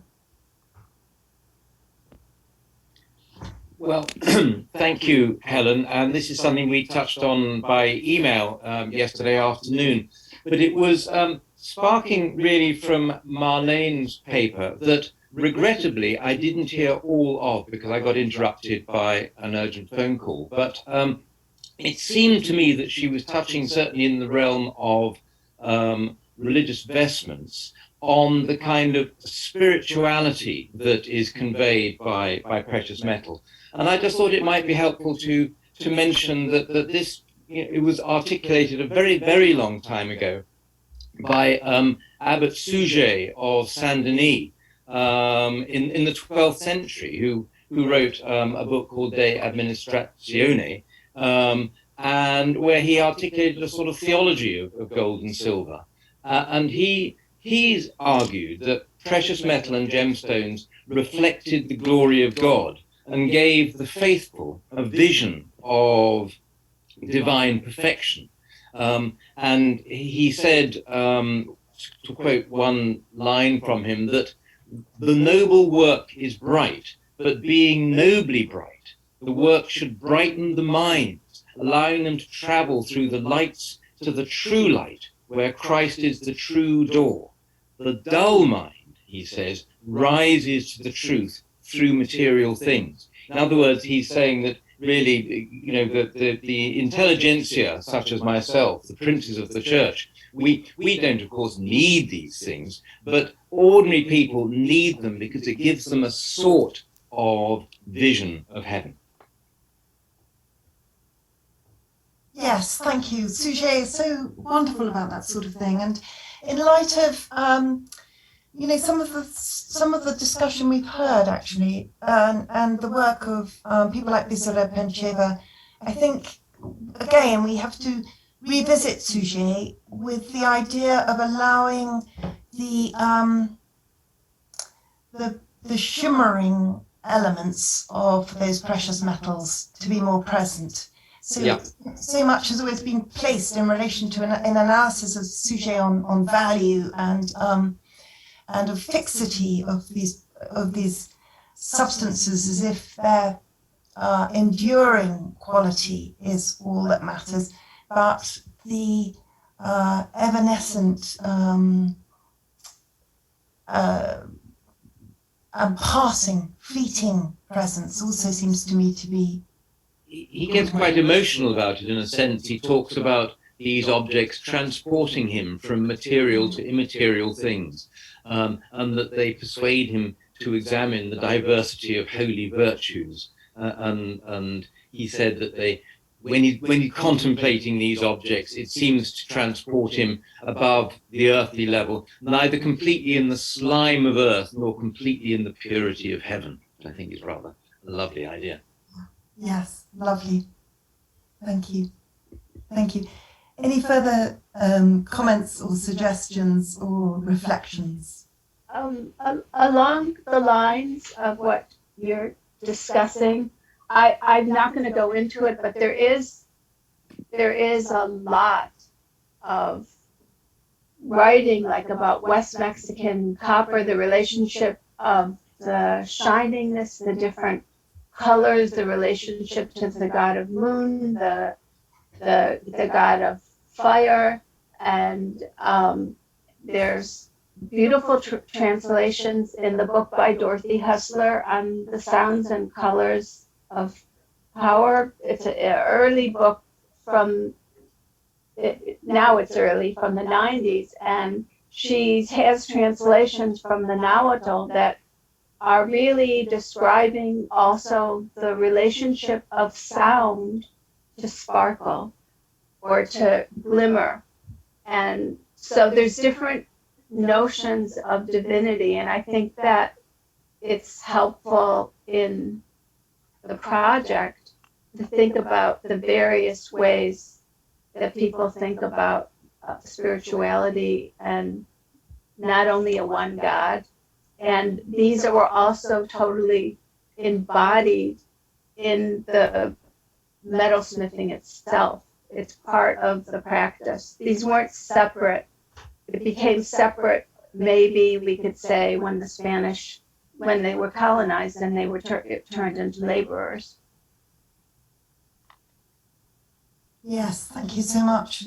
And immediately, one thinks of those beautiful headdresses you showed with the bells for these moments of, for wedding, these important rituals, the sound of silver and the sound of divinity, the sound of those sort of relationships being reforged, as it were. But in the silver, I think the bells were, it was also related to amulets and protection. So there were silver actually in West Mexico. There was bells in both. So I couldn't discuss it in depth either of that here, but there is a lot on that, the relationship between sound and light. And maybe that the thing that was Tim was mentioning too, to think about those qualities in terms of when he was Tim was making the distinction between liquid and fluid, and to think about those in relationship to sound and light somehow. Anyway, I don't want to dominate. Thank you. Claire Farragut. I'm thinking also about Greek Orthodox rhetorical traditions that document the liturgy of moving through a Greek Orthodox church, and the mosaics and the walls covered with everything, and the sound of the service or the public liturgy, and the use of incense, and it just involves all the senses. And then I mean, if we're looking at this transculturally and thinking about the use of material metaphors, within the broader Christian tradition, the use of materials is the way that humans learn, so the way that we ascend to grace. And we think about those five senses, but it's not a universal idea to have five senses. So again, breaking down that nature-culture barrier to be open to other ways, but not to diminish the transcultural, I don't know, I don't want to say the word flows, but ability to move from one set of ideas within one holistic culture to another, where the intersections and the complexity become the dominant thing that we are looking at from our perspective as historians, not necessarily the way that the people are practicing within their own salvific practice of making their way through life. Thank you so much for that comment. And Alison Wright. Thank you very much. I just also wanted to second what Claire and Michelle were saying about the sort of cultural specificity of these different kinds of practices, because it's so lovely to hear somebody talking about, bells and then perhaps working differently in different, parts of South America even, or Central America, let alone with, across religious cultures, because, one of the most obvious places to think about silver and the sort of presencing through silver are the little silver bells that hang from monstrances, which, signal the presence of the body of Christ when it's being processed, but evidently, in another context, the same sound could mean something very different. So it's nice to be able to sort of keep on working at those, those specificities and also just how they might differ from one place to another, because, these kinds of affects come and go, and the sort of question of reform that was lurking in the point about Bernard of Clairvaux against Suger is also important for that, isn't it? There's one thing I'd love to know more about, partly because we've got such a knowledgeable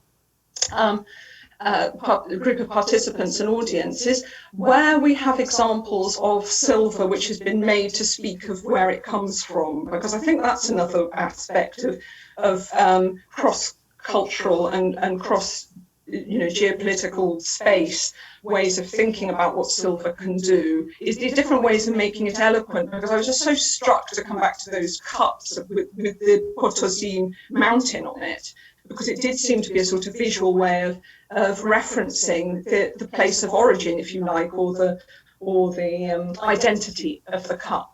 Evidently there are practices of inscribing on the liturgical ornamenta sacra in the West of where the metal's supposed to have come from. So I wondered if that would be something we could figure in the discussion in some way or in the publication subsequently. Thank you very much. Thank you, Alison. Would anyone like to pick up on that directly? those very important points.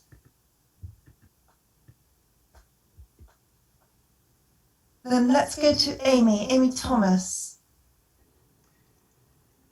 Yeah, so the module I did with Helen this year called All That Glitters, and we discussed, among other things, shimmer and shine of metals and other things.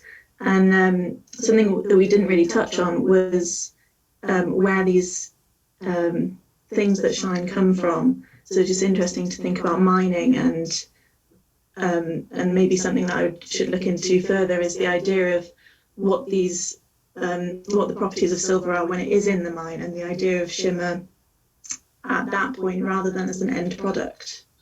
So that's quite a short sort of thing to say, but yeah. Thank you very much, Amy. Any further remarks? Good. Well, I'd just like to then thank you all very much for your suggestions, and please do send them by email as we go forward, and for all the hard work of the last 3 afternoons.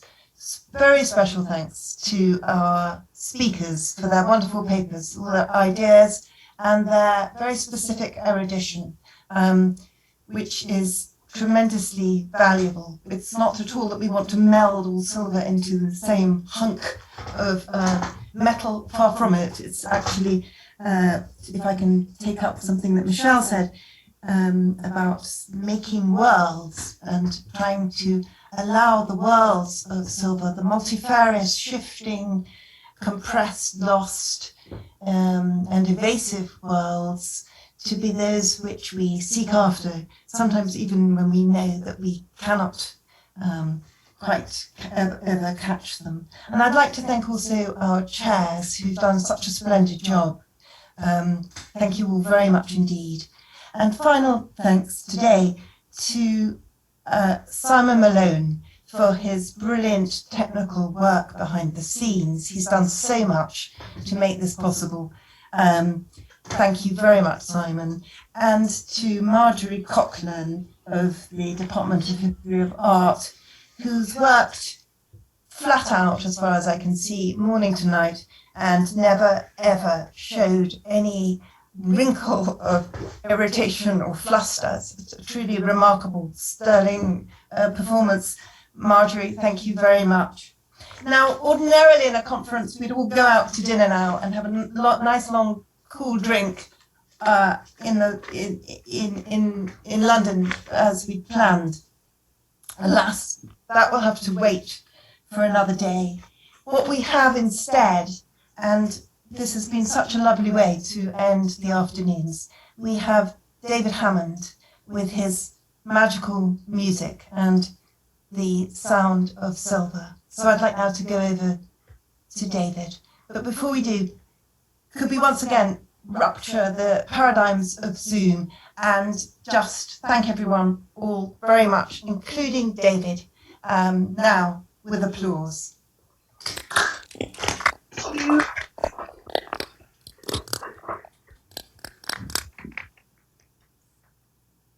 No.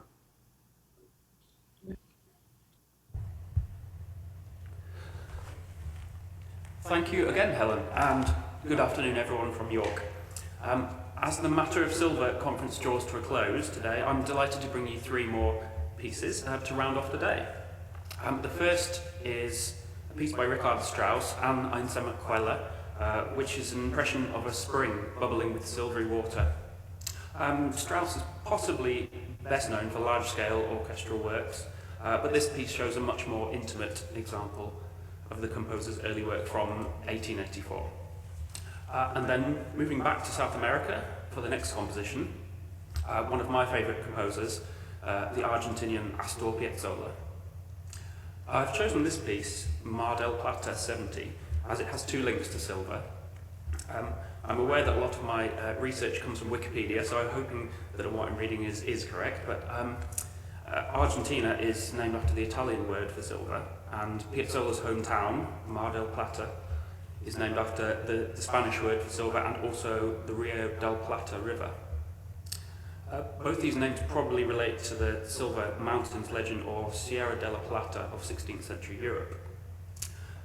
If you know Piazzolla's music, it's the epitome of Argentinian tango, really. So it's interesting to realize that actually when he went to study composition, he completely rejected the tango and wanted to, compose in a more modern European style. He studied with Nadia Boulanger in Paris, and she luckily told him that tango was the essence of his music and to carry on. So that's why we have this music today.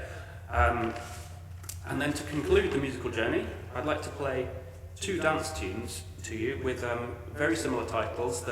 If you've seen the list of pieces, this isn't my indecision on what the music is called. There's the Silver Spire and the Silver Spear, which are both Irish reels. The nature of the folk music tradition means that tunes such as these vary from player to player, and there appears to be some confusion over the naming of these tunes, although they are separate tunes. Just sometimes there's a crossover and no one's quite sure which. They are great examples of the Irish tradition, and I hope will take you out on a high today.